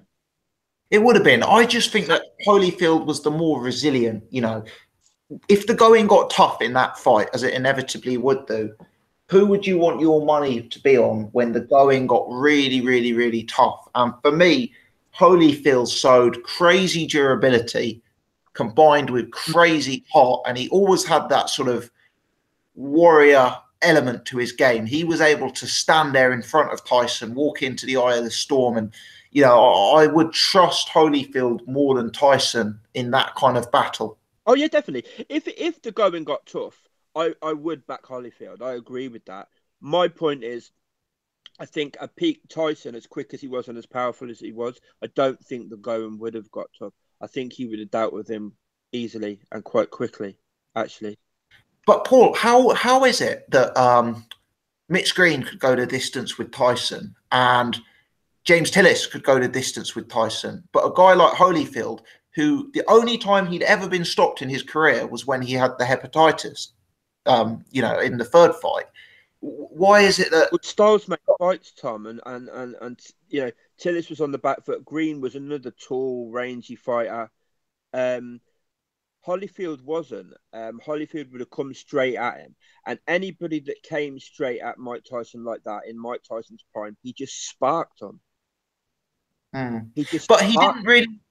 I know he beat some good names, but I think this is one of the other problems that I struggle with Tyson. For me, Tyson is an all-time great heavyweight, but he's lower end of the top 10, And the reason is he beat some very, very good names: Bone Crusher Smith, Pinkland Thomas, Trevor Berbick, Spinks, Tubbs. What he didn't do is beat the elite names. I know he beat Larry Holmes when Larry was a granddad. They were elite at the time. This is the thing. I think, right, I don't mean to sound insulting or whatever, but you're too young to understand that era. And at the time, the guys he beat were the elite of the heavyweight division. He did unify. He won all the bouts. Yeah. He beat Tyrell Biggs, who was an Olympic gold medalist. They weren't like all-time great names, though, were they? I mean, when we talk about the heavyweight all-time greats, we're not going to say any of the Tyson victims other than maybe Larry Holmes. With Holyfield, he was a guy who, for me, he did represent that top class. Bowe represented that top class. Lewis represented that top class. And unfortunately, in hindsight, Tyson just didn't do the business against those guys. It's the same thing I would say about Vladimir Klitschko versus Vitaly Klitschko. The consensus is that Vitaly Klitschko was a better fighter than Vladimir. I think if we look back at it, if we're assessing things, we have to say that Vladimir, achieved a hell of a lot more because of the names he was in with. He achieved a hell of a lot more, but I think, saying that he didn't beat any guys that would be all-time greats is a little bit unfair, because I think all-time greats come along once in a while. I mean, I think how many fighters can you say have beat all-time greats? Maybe Muhammad Ali beating Frazier. But Mike Tyson was coming into that period. He was post Ali, post Frazier, post Foreman, post Ken Norton. You know, he was the heavyweight division was not where it had to be. Do you know what I mean? The decade before, he was coming in that low. No, it was, and he pretty much single-handedly sparked the heavyweight division back into life. Yeah, but he was. Let's not forget. I appreciate what you're saying, but he was a younger man than Evander Holyfield. He was the same age as Riddick Bowe. Yeah, he was fighting. I know he peaked early, but he was the same age as guys who were, considered all-time great heavyweights. Yeah. But I guess I digressed on my own argument because my point, what I was trying to get across, probably wasn't Tyson's status as an all-time great. It was, for me, in a sort of peak versus peak matchup. From what I've seen, I do just think Holyfield had his number. I think Tyson was an on-top fighter.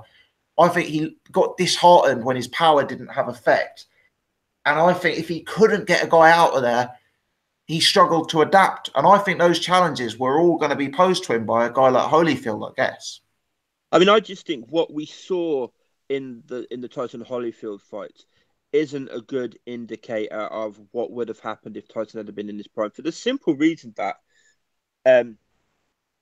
regardless of like what you want to say about like whose fault things were or whatever, but he had been through all of that shit, and you're never gonna be the same fighter when you've like come through all that. You've gone to prison. How long was he in prison? 5.5 years or something.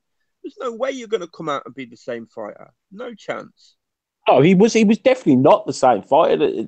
There's no disagreement with that because he wasn't. Who did he fight in the build-up to that? Peter McNeely that he did in like 35 seconds, and but at the same time, you're not seeing a peak Holyfield. So it is a very difficult thing to say, because would a peak Mike Tyson beat a peak Riddick Bowe? I don't think so. No. And would a peak Mike Tyson beat a peak Lennox Lewis? No, I don't think so because I think they would have been too big, too rangy, and both guys had exceptional jabs. So no, I'm not sure he would have.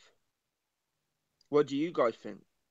Funnily enough, I actually think if we take the styles make fights argument, my current reckoning is that Holyfield beats Tyson, Lennox beats Holyfield, and that Tyson probably beats Lennox. I'm just about old enough to have been a Lennox Lewis fan. I watched a lot of the fights towards the end of Lennox Lewis's career as I started to get into boxing as a youngster. Okay, this is getting in. You think? And whilst I rate Lennox Lewis very highly, and whilst I think Lennox Lewis will probably go down as the greatest fighter in the heavyweight division of that era, Lennox always had a bit of vulnerability about him. I painfully remember the Hasim Rahman fight. Oh, yeah. And I know Lennox had excuses for that one as well, that he was filming a movie and he wasn't training. I just think that a guy like Tyson, if he could have got inside on Lennox, and I don't know whether Lennox would have been as durable and as formidable as Holyfield was in standing up to him. I think Tyson is probably better when fighting a bigger guy. I agree. I totally agree. Was a lot bigger, and because he allowed him to get inside and get underneath, and that's what he'd do. He'd get underneath that range, he'd come in the pocket, and that's where he'd do his work. You're not going to get that from Holyfield. Evander Holyfield. Evander Holyfield was a cruiserweight. Trevor Berbick was a mummy and had no jab for a big guy. Trevor Berbick was a fucking mummy, man.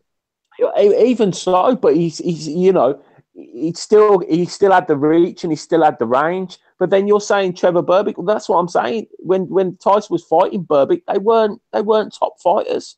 Well, no, do you know what I mean? Leon Spinks may have been an Olympian, and he may have beaten a shot Muhammad Ali, but he weren't around for that long.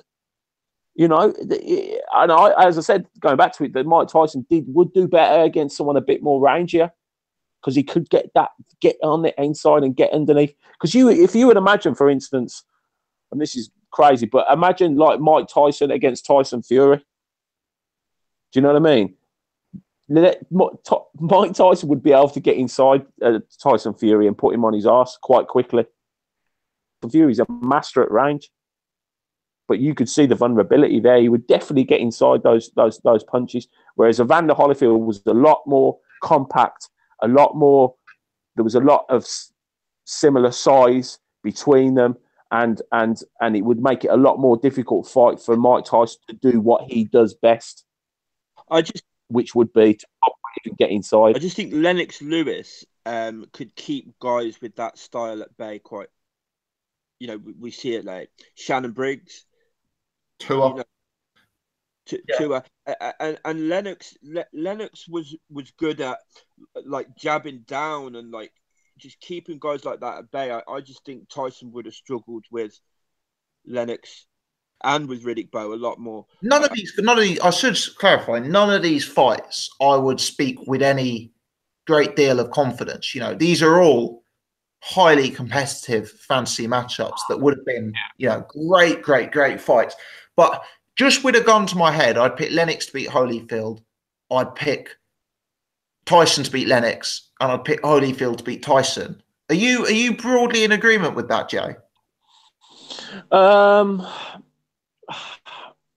Again, we love to talk about fantasy matchups. It's a fascinating topic and about for days. Lennox Lewis, I think, again, it's funny, and I never really thought Lennox was. I thought he was very good, but not amazing. But a lot of people think he is one of the top 5 heavyweights of all time. I think he beat Holly. I think he beats Holyfield. I think he beats Tyson as well. Personally, I think he beats Tyson because his jab was, as Paul said, was phenomenal, and he was pretty good on his feet. You know, he had good footwork, and he could step back out of range quite easily, and he had an ability to control fights and control paces of fights. That was his, and he was very smart, and that was his strong point. The way he could control a fight at the tempo he wanted. That's where you would dictate.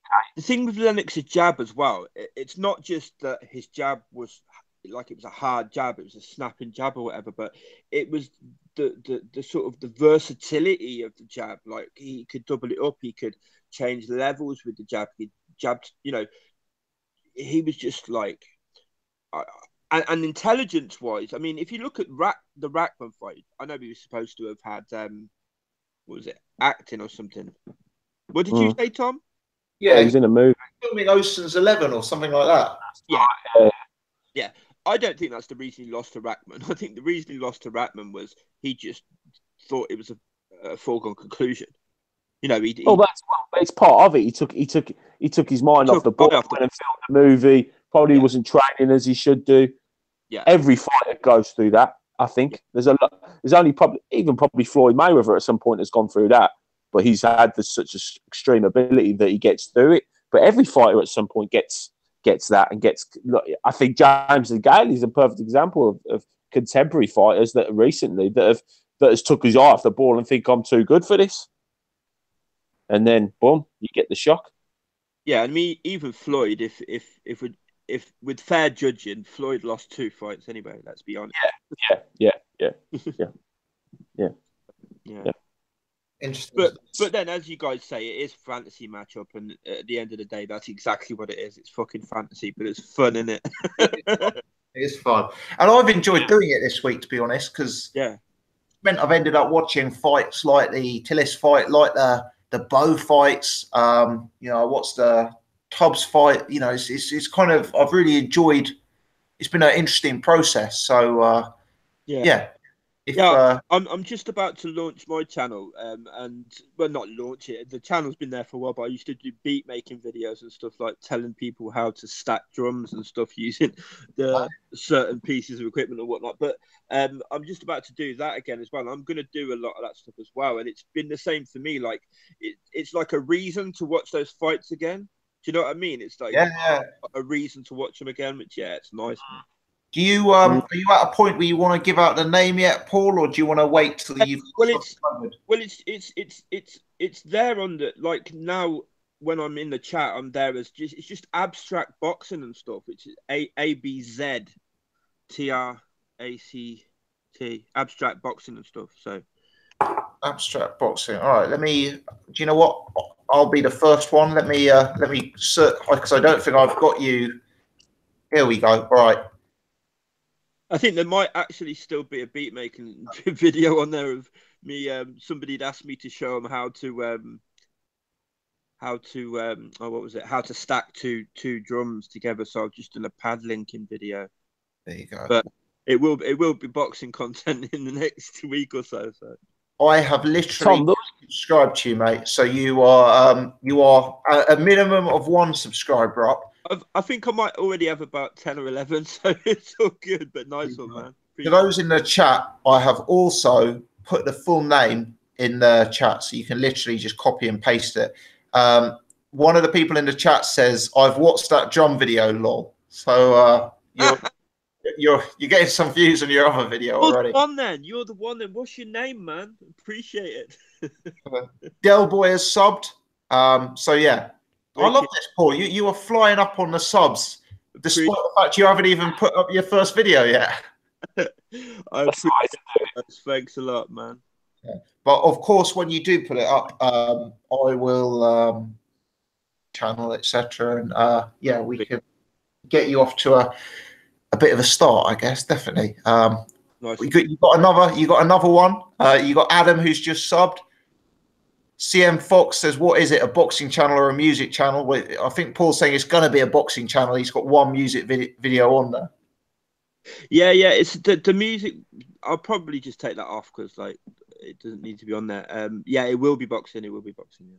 Cameron has subbed, so you're 4 up, Paul. So, appreciated, everyone. Really appreciate it, man. Wicked stuff, guys. Any more? I've got one thing to say. So when I was away and I was bored, I listened to your videos, and you did the video about Bellew Haye, which again everyone should watch because it was a really good video, really, really, really interesting. And I rewatched that fight because of your video, which I never thought I'd do ever again. But and I noticed at the start of that fight, and I don't know whether anyone else noticed it, but at the start of that fight, David Haye was dragging that leg from Dot. From the first bell, he was dragging that leg. Did you notice that at all, Tom, or did you think that the injury came? Totally. I think you can even see it in the ring walk, Jay. I think he's carrying an injury that isn't aggravated, and he aggravates it in that 6th round. But I think the whole reason you see him looking so off balance and looking so poor from round 1 is because of that injury, and I think it ties in with the newspaper reports that week saying that he'd had to fly out for late doors surgery. Because you're looking back on it and watching it again, because I only saw it once, and that was the night that it was on. Again, it was so unlike David Haye, that performance. It was reckless. And David Haye, the one thing he never is reckless. If you look at his fights, his warm-up fights before that, he took his time. He does what he does. He stalks his opponent, and he lets go when he's ready.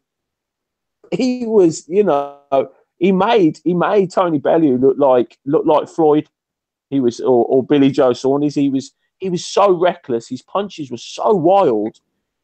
And as I said, I looked at that back leg, and he was dragging that back leg from the start.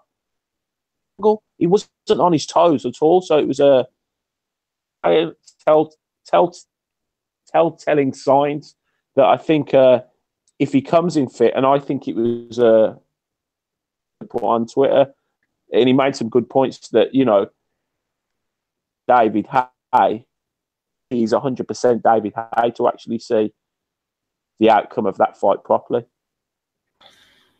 Yeah. No, I totally agree. And for me, it's actually been a similar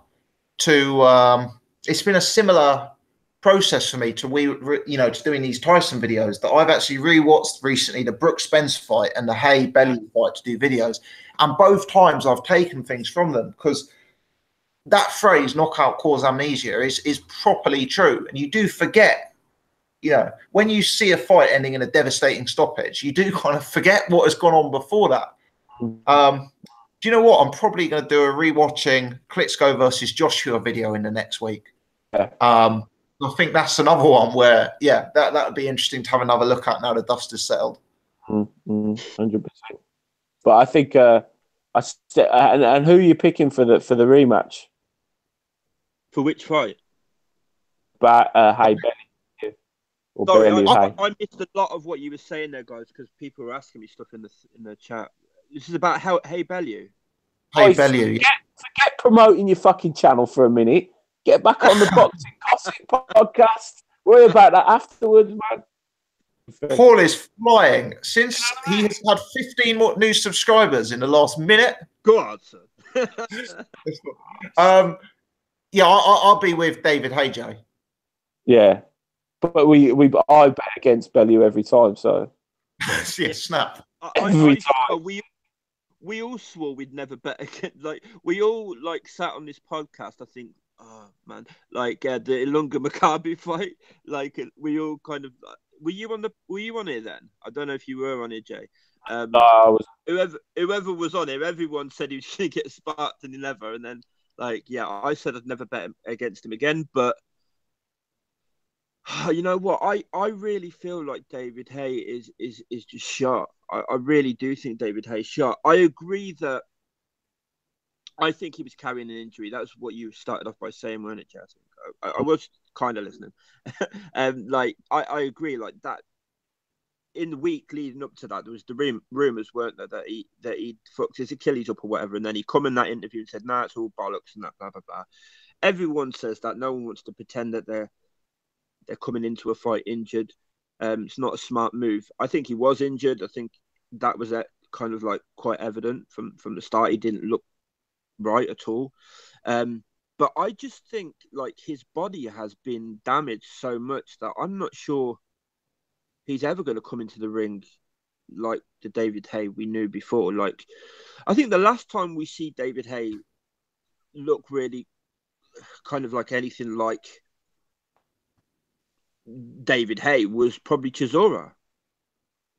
Yeah. Mm-hmm. But I think the important point, Paul, is that before Haye aggravated the injury, despite the fact he was looking dodgy as hell, he was clearly winning the fight. He was winning multiple rounds very, very, very comfortably. So unless he is in a state of injury where he is barely able to walk, for me, he still had to beat Bellew. Yeah, I agree. I'm picking Haye. I mean, I'm picking Haye in the rematch.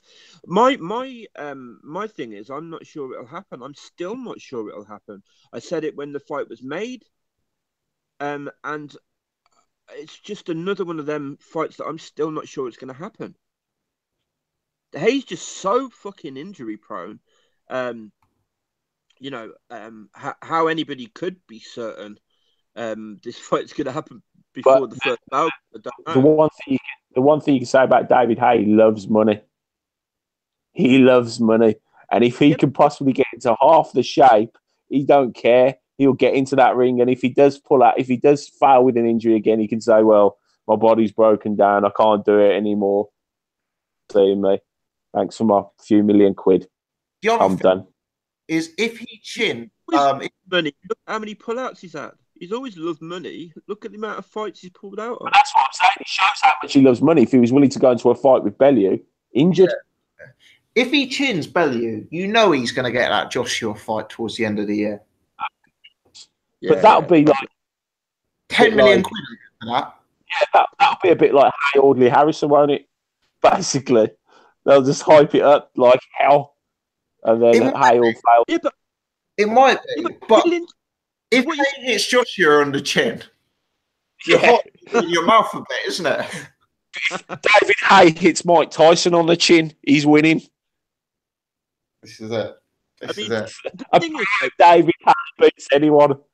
What you said though about willing to go in with Bellew, like I think like he thought, just like we all thought, that Bellew was going to be easy work. Like who thought Bellew was going to beat Haye? Nobody. But the difference is, if he knows his body's breaking down, he ain't got much longer left. You know, if someone said to me, "I'll give you £3 million to go and fight Tony Bellew," I'd run there. I'd start running now. I'm fighting for £3 million. I don't care. Do you know what I mean? Because that's life. You know, that's life setting up. I'm sure he's got a few quid anyway. I'd start running now when I'm fucking so unfit. It's ridiculous. I'd still start running there now. So you probably get there for March, so you'd be all right. I doubt I'd make it for March, but I'd give it a go. Like, yeah. I've got one other thing. Zolani Teti to fight Inoue. Ooh, is that going to happen? When? Well, and where will it happen? I thought you meant it's made. Well, I don't know whether it's made, but I don't know whether it's close as well, because I think he's been calling him out. Doesn't Tete already have a fight booked? I don't know. Again, I'm going back to the Box Nation podcast, but they were talking about Zolani Teti against Inoue, and he's got a book. Let me just box check it. Yeah, he's got a fight for the world title in February against Omar Narvaez. So make that in the summer, maybe. I don't know. Yeah. But they said it would have to happen in Japan. Really, it couldn't really happen over here. Right, which would be a good fight. That'd make more sense for it to happen in Japan, because Tete hasn't got a very big following over here, and he's got Inoue's got massive following and big money behind him in Japan. Massive. A good fight. Really good fight. Who do you guys pick to win that? It's tough. I think it's very tough. Very tough. Yeah, to be honest, I'm not in a position where I'm comfortable to. You're Tete's #1 fan, Gossip. I know, but I haven't seen enough of Inoue, and a lot of people I respect tell me that he's the second coming of your fighter of choice. Yeah. Two titles in 2 divisions. Very He's good. good, but I wouldn't go that far. I think Tete beats him. Okay. I'm not sure if he'll beat him in Japan. If it happens in Japan, but I think all things being equal, I think Tete will beat him. I think Tete is a better all-round fighter. I think he's better fundamentally, and he's also got quite a lot of power. Inoue's got a lot of power as well, but I think. Can we all agree now that Tete would have beaten Rigondeaux if they fought last year? If they fought last year, I think Tete would have beaten Rigondeaux. Yeah. I do think, yeah, I do. I said I thought that at the time. Yeah. Irish Tom branded me as an idiot for even suggesting that. Yeah, but Irish Tom was going to come and tell us, grill us all on how wrong we were about, after Rigondeaux beat the shit out of Lomachenko, like. So there you go. There you go. You're spot on. He can return and defend himself next week. This has been a good podcast, guys, and it's made me question everything. During this podcast, I have legitimately considered, could Bradis Prescott knock out Amir Khan a second time? And I must admit, I went silent for a minute, about 3 or 4 minutes ago, as I was contemplating, could David Haye be the undisputed heavyweight champion of the world in 2019? Are you willing to put? Can you get odds on that? He has quite a clear route to being undisputed champion, though, doesn't he? Let's say Joshua beats Parker, which is the bookie's favourite, and Haye beats Bellew, which is the bookie's favourite. You got Haye Joshua. If Haye beats Joshua, Deontay Wilder would jump at the chance to fight Haye. Before you know it, David Haye probably goes down as one of the greatest heavyweights of all time. I know it's fairy tale stuff, because then he'll end up fighting Tyson Fury for the fight that should have happened. Heavyweight championship in the world. Yeah, and Tyson Fury just danced around the ring for 12 rounds and Haye won't lay a glove on him. But here, I thought you were gonna discuss. I know it's towards the end now, but I thought you were going to discuss Joshua Parker a little bit as well. Who are you guys picking? I think Joshua probably has about a 70% chance of winning the fight. I think the way the bookmakers have, priced the fight is absolutely crazy.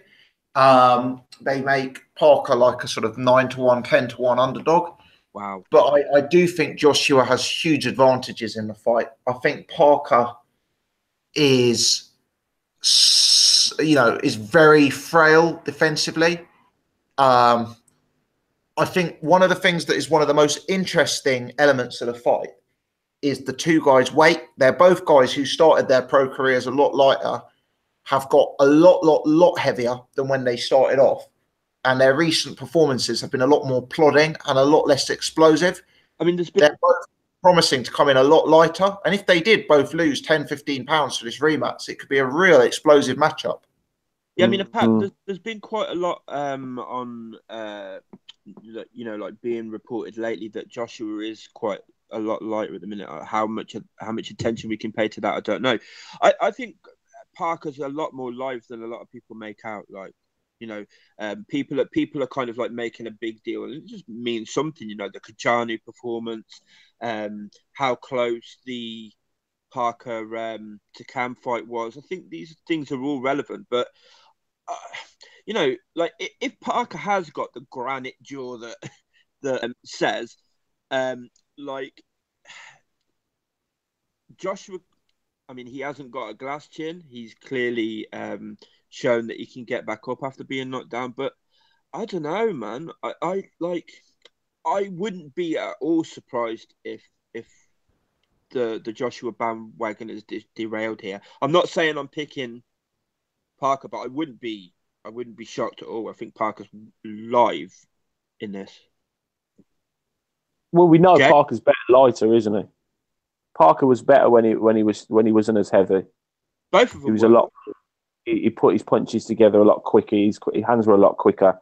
Yeah. I think he. Unfortunately, I think Parker's the perfect opponent for Joshua. Again, but then at the same time, I think Joshua is a good opponent for Parker. That stand in front of him. The movement. You saw that Parker had issues with Hughie Fury.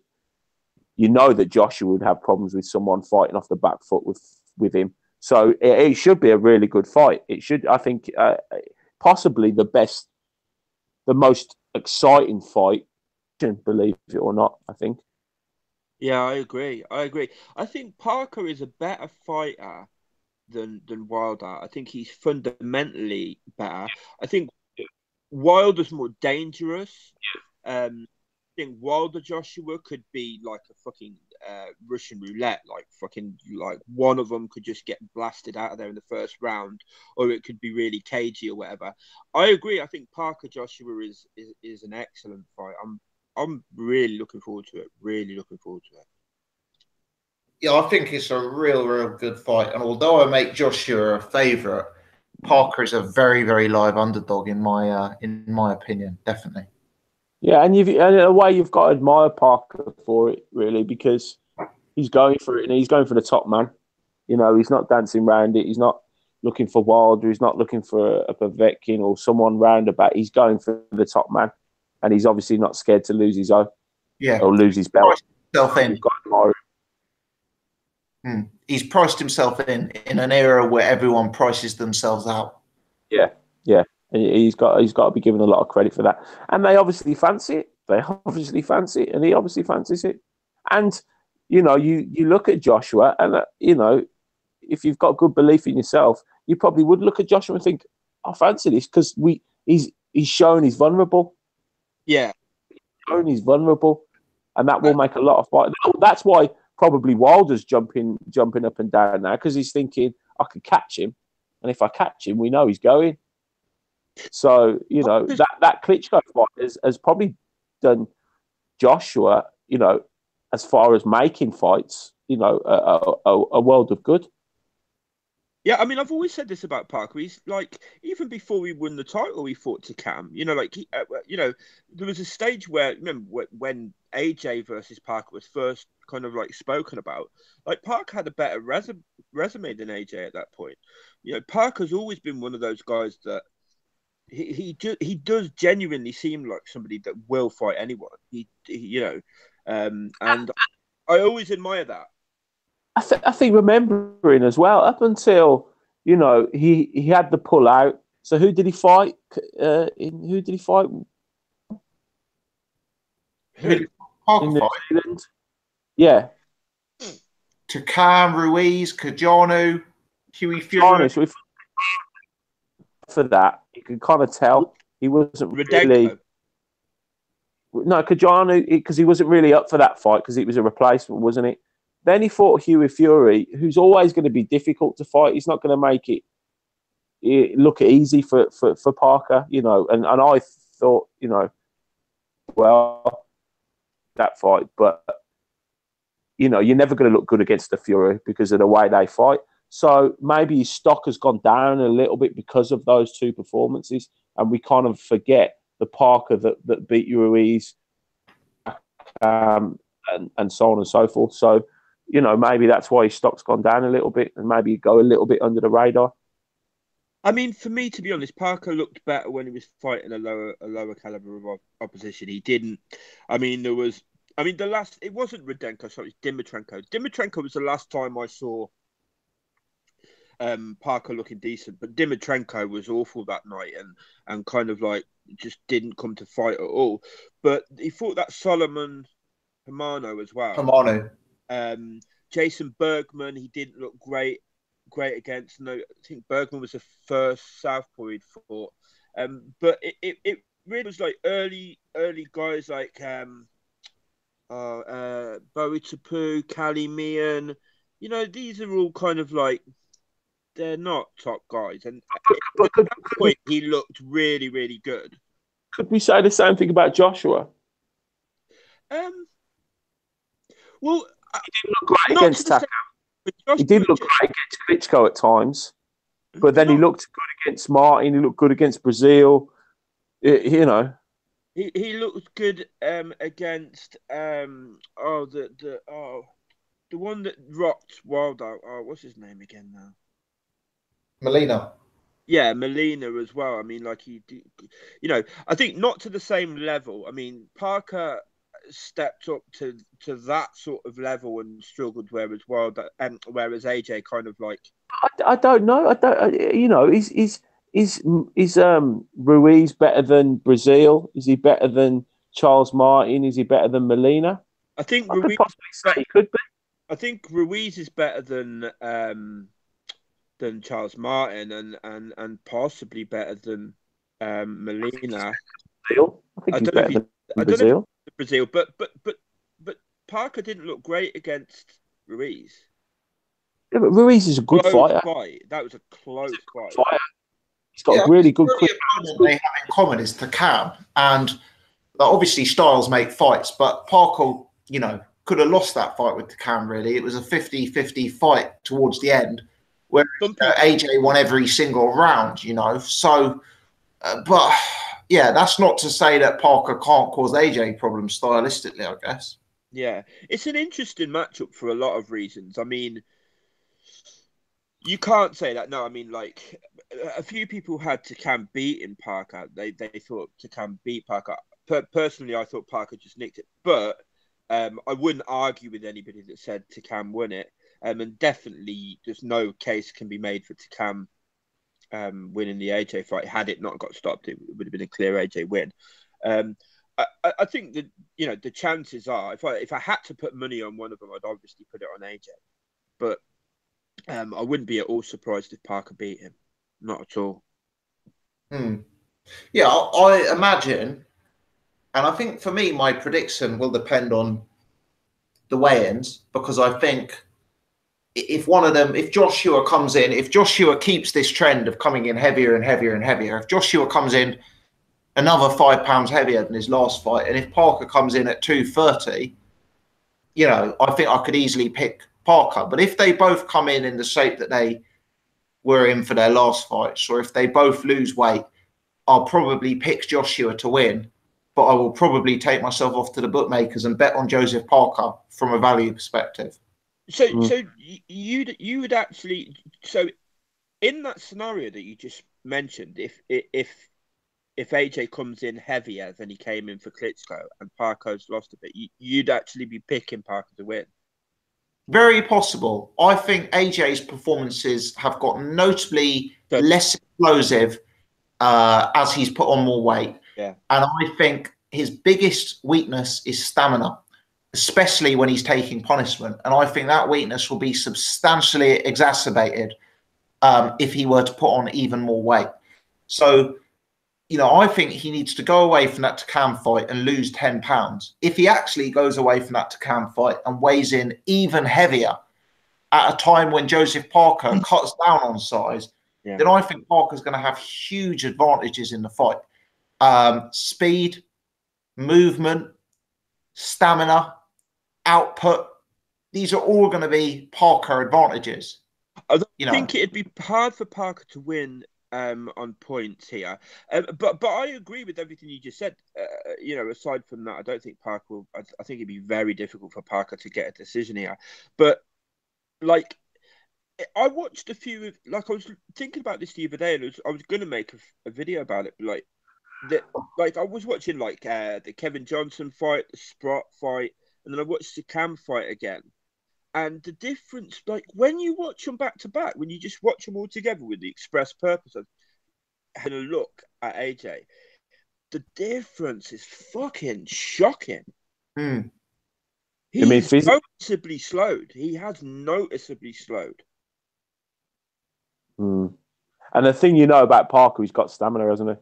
Yeah. He can go to good 12 rounds. Yeah, definitely. No problem. There's this perception about Parker having a great chin.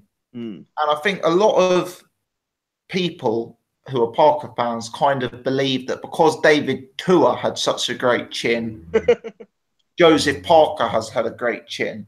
You know, the truth is, I kind of view Parker's chin in the same way I view Chris Eubank Jr.'s chin. The indication that Parker has a great chin. He has not given us any reason to suggest he has a bad chin. However, for me, it still goes into that unknown category because we haven't actually seen him hit by a big hitter in the heavyweight division. And a lot of Parker's biggest wins, Huey Fury to Cam, you know, these are notable non-punchers. Now, if AJ comes into the ring at 260 pounds and Parker stands at the end of AJ's range with his chin straight up in the air, no head movement, and his hands down by his waist. If AJ clips Parker on the chin, do not be surprised if AJ wipes him out in 1 minute. It could happen because Parker's chin, as much as you want to believe he's got a great chin, is an unknown. If Parker legit has the world-class chin that a lot of his fans believe he has, and if he comes in light and AJ comes in heavy, it's probably a 50-50 fight at that stage. I mean, the idea that Parker has a world-class chin, whether it's because David Tua had a world-class chin, which to me is just absolutely ridiculous. If it worked like that, everybody from one country would just have world-class chins, which just makes no sense. But like you just said, there's no evidence whatsoever. I think it's probably because there's been a lot, like they've said this a few times, like he's never been dropped, never this, that, and the other. Maybe he hasn't, but like the spotlight isn't on somebody like Parker like it would be somebody like AJ in this country and whatnot. I don't think, training rumors and things like that don't surround Parker because the spotlight ain't on him in that way. Every fighter has.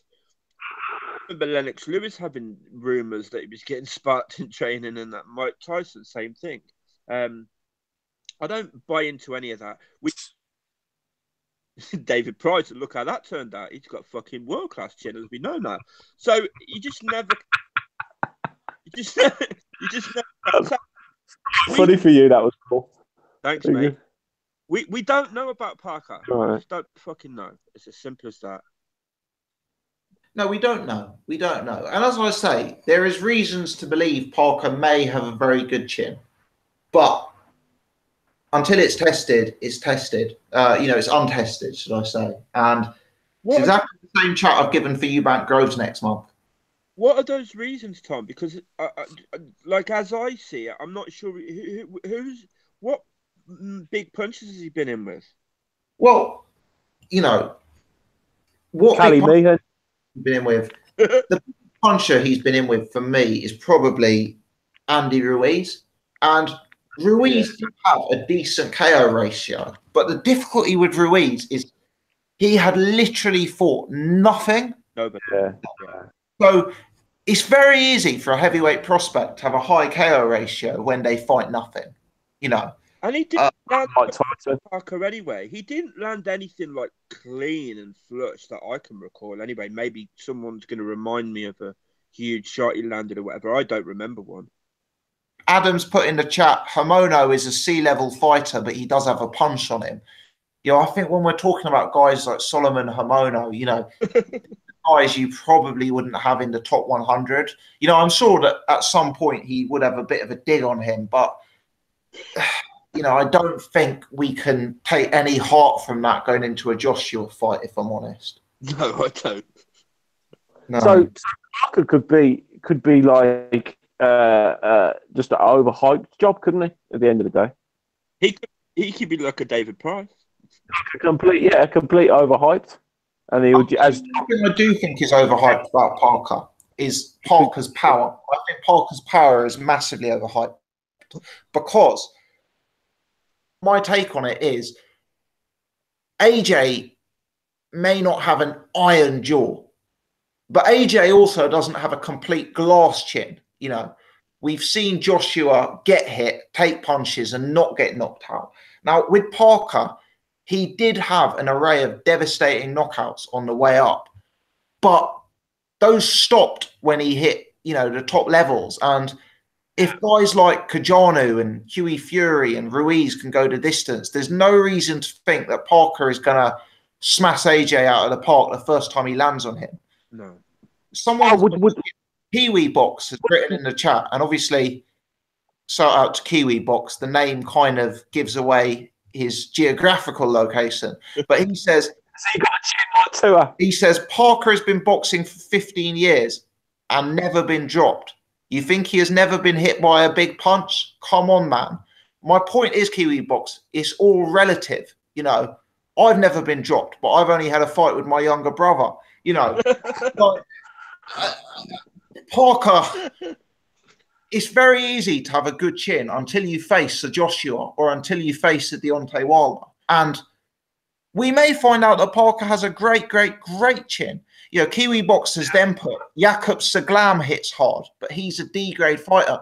This kind of proves the point I'm trying to make. Parker fans are jumping to the defense of this chin. And Parker fans are saying, oh, Solomon Hamonu can punch. Oh, Jakub Saglam can punch. This kind of highlights to me just how Parker has not actually been in with a puncher. That we're talking about names like Jakub Saglam. And once again, let me just remind you guys of what I actually said regarding Parker's chin. I never said Parker had a bad chin. I never said I suspected Parker had a bad chin. What I said is Parker's chin at the elite level is an unknown. Mm-hmm. I think as a fighter at the elite level, he's sort of unknown. Yeah. Really? And so was Joshua before he fought Klitschko. Deontay Wilder at elite level with a Joshua, with a Tyson Fury, with a Klitschko, with a Parker.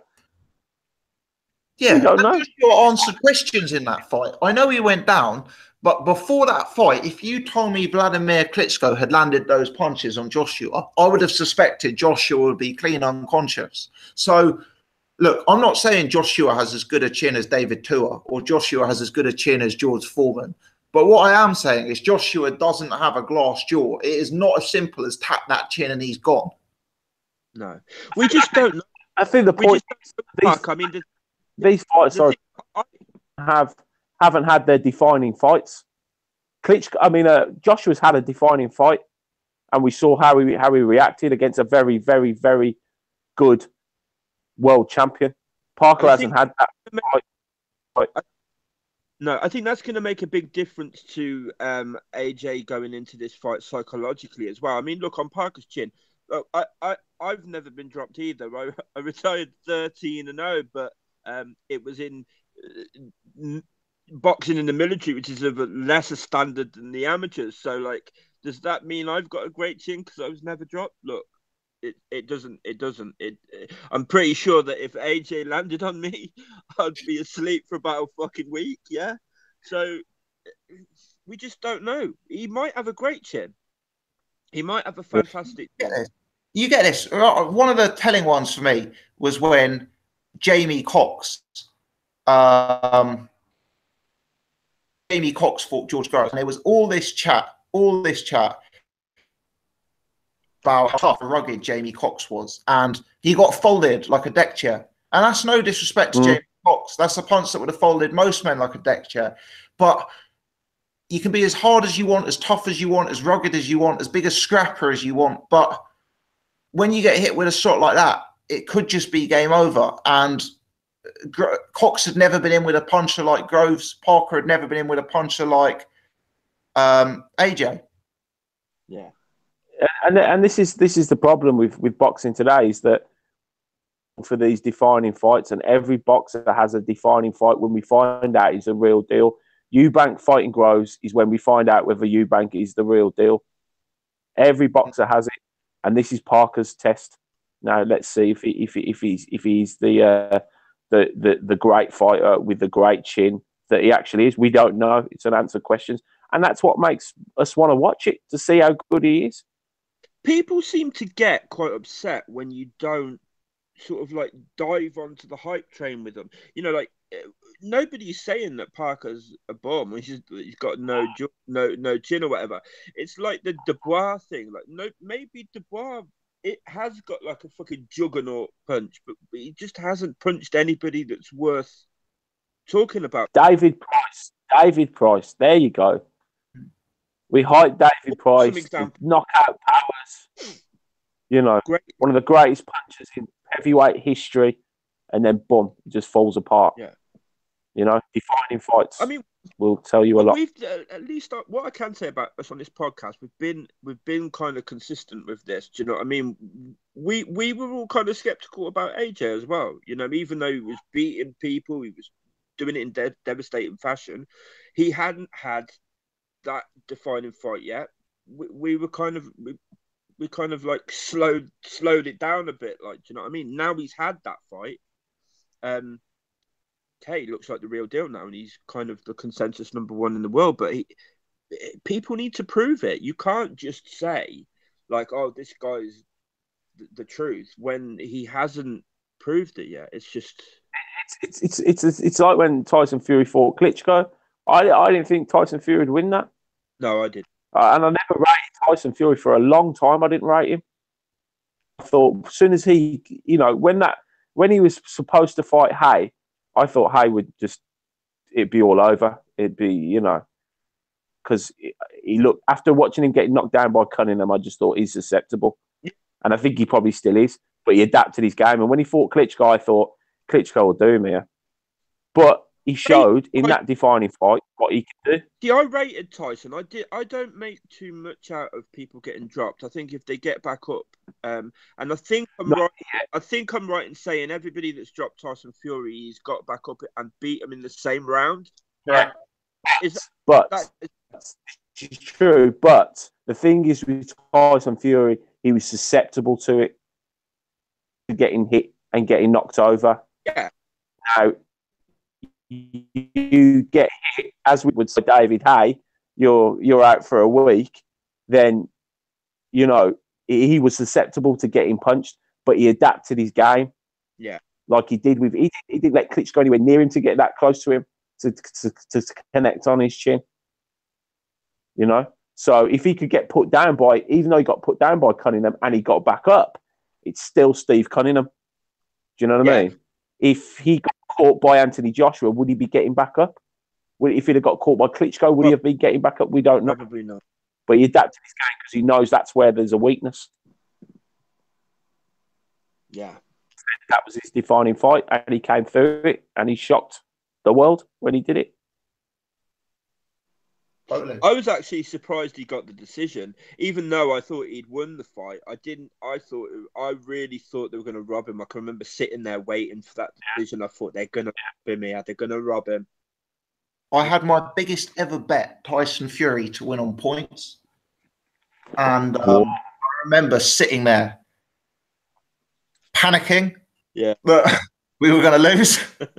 I can remember that. All I remember is Tony Weeks going, stop, stop, stop, stop, stop, stop, stop, stop, stop, stop. That's all he said all the way through the fucking fight. Oh, dear. Again, I'm going to have to draw a line under it, I'm afraid. We said it was going to be. I started this by saying we don't have too much to talk about tonight. We're going to do it for an hour. At about 15 minutes in, I said any more for any more. I've really enjoyed it tonight, guys. Really enjoyed it. Me too. Yeah. Maybe we'll just get rid of Iris, Tom. You know, runs a lot smoother. I'm going to label this podcast as though. What was that? Sorry. You're going to label the podcast as? What's going to be the title? I've gone with Amir Khan signs with Eddie Hearn, Fury return, Anthony Joshua versus Parker, and Iron Mike. I'm disappointed. I thought you'd have called it the Three Musketeers. Oh. Three Musketeers. There you go. There you go. The Curious Case of Mitch Green. That's what you should call it. The Curious Case of Mitch Green. No clickbait with the Three Musketeers, that's for sure. There you go. Well, thank you guys. I've really, really enjoyed it. Been some good conversations. Thanks to Jay for plugging several of my videos over the course of the pod. Unbelievable. Yeah, thanks to you both for giving up your night. Once again, let me shout out Paul's YouTube channel, which is Abstract ABZ Boxing and Stuff. For those of you who are on my Facebook, I've posted a link to it on my Facebook page. So if you go on my Facebook page, you can see a link if you want a clickable link. So yeah, look forward to some content coming up there. And yeah, thanks to all the regular faces in the chat who've supported it from beginning to end. As always, same request as ever. Please hit the thumbs up button. Please press subscribe on my channel if you haven't already done so. And we'll be back next Wednesday at 8:30, guys. Cheers, guys. Happy Wednesday. Cheers, guys. Adios.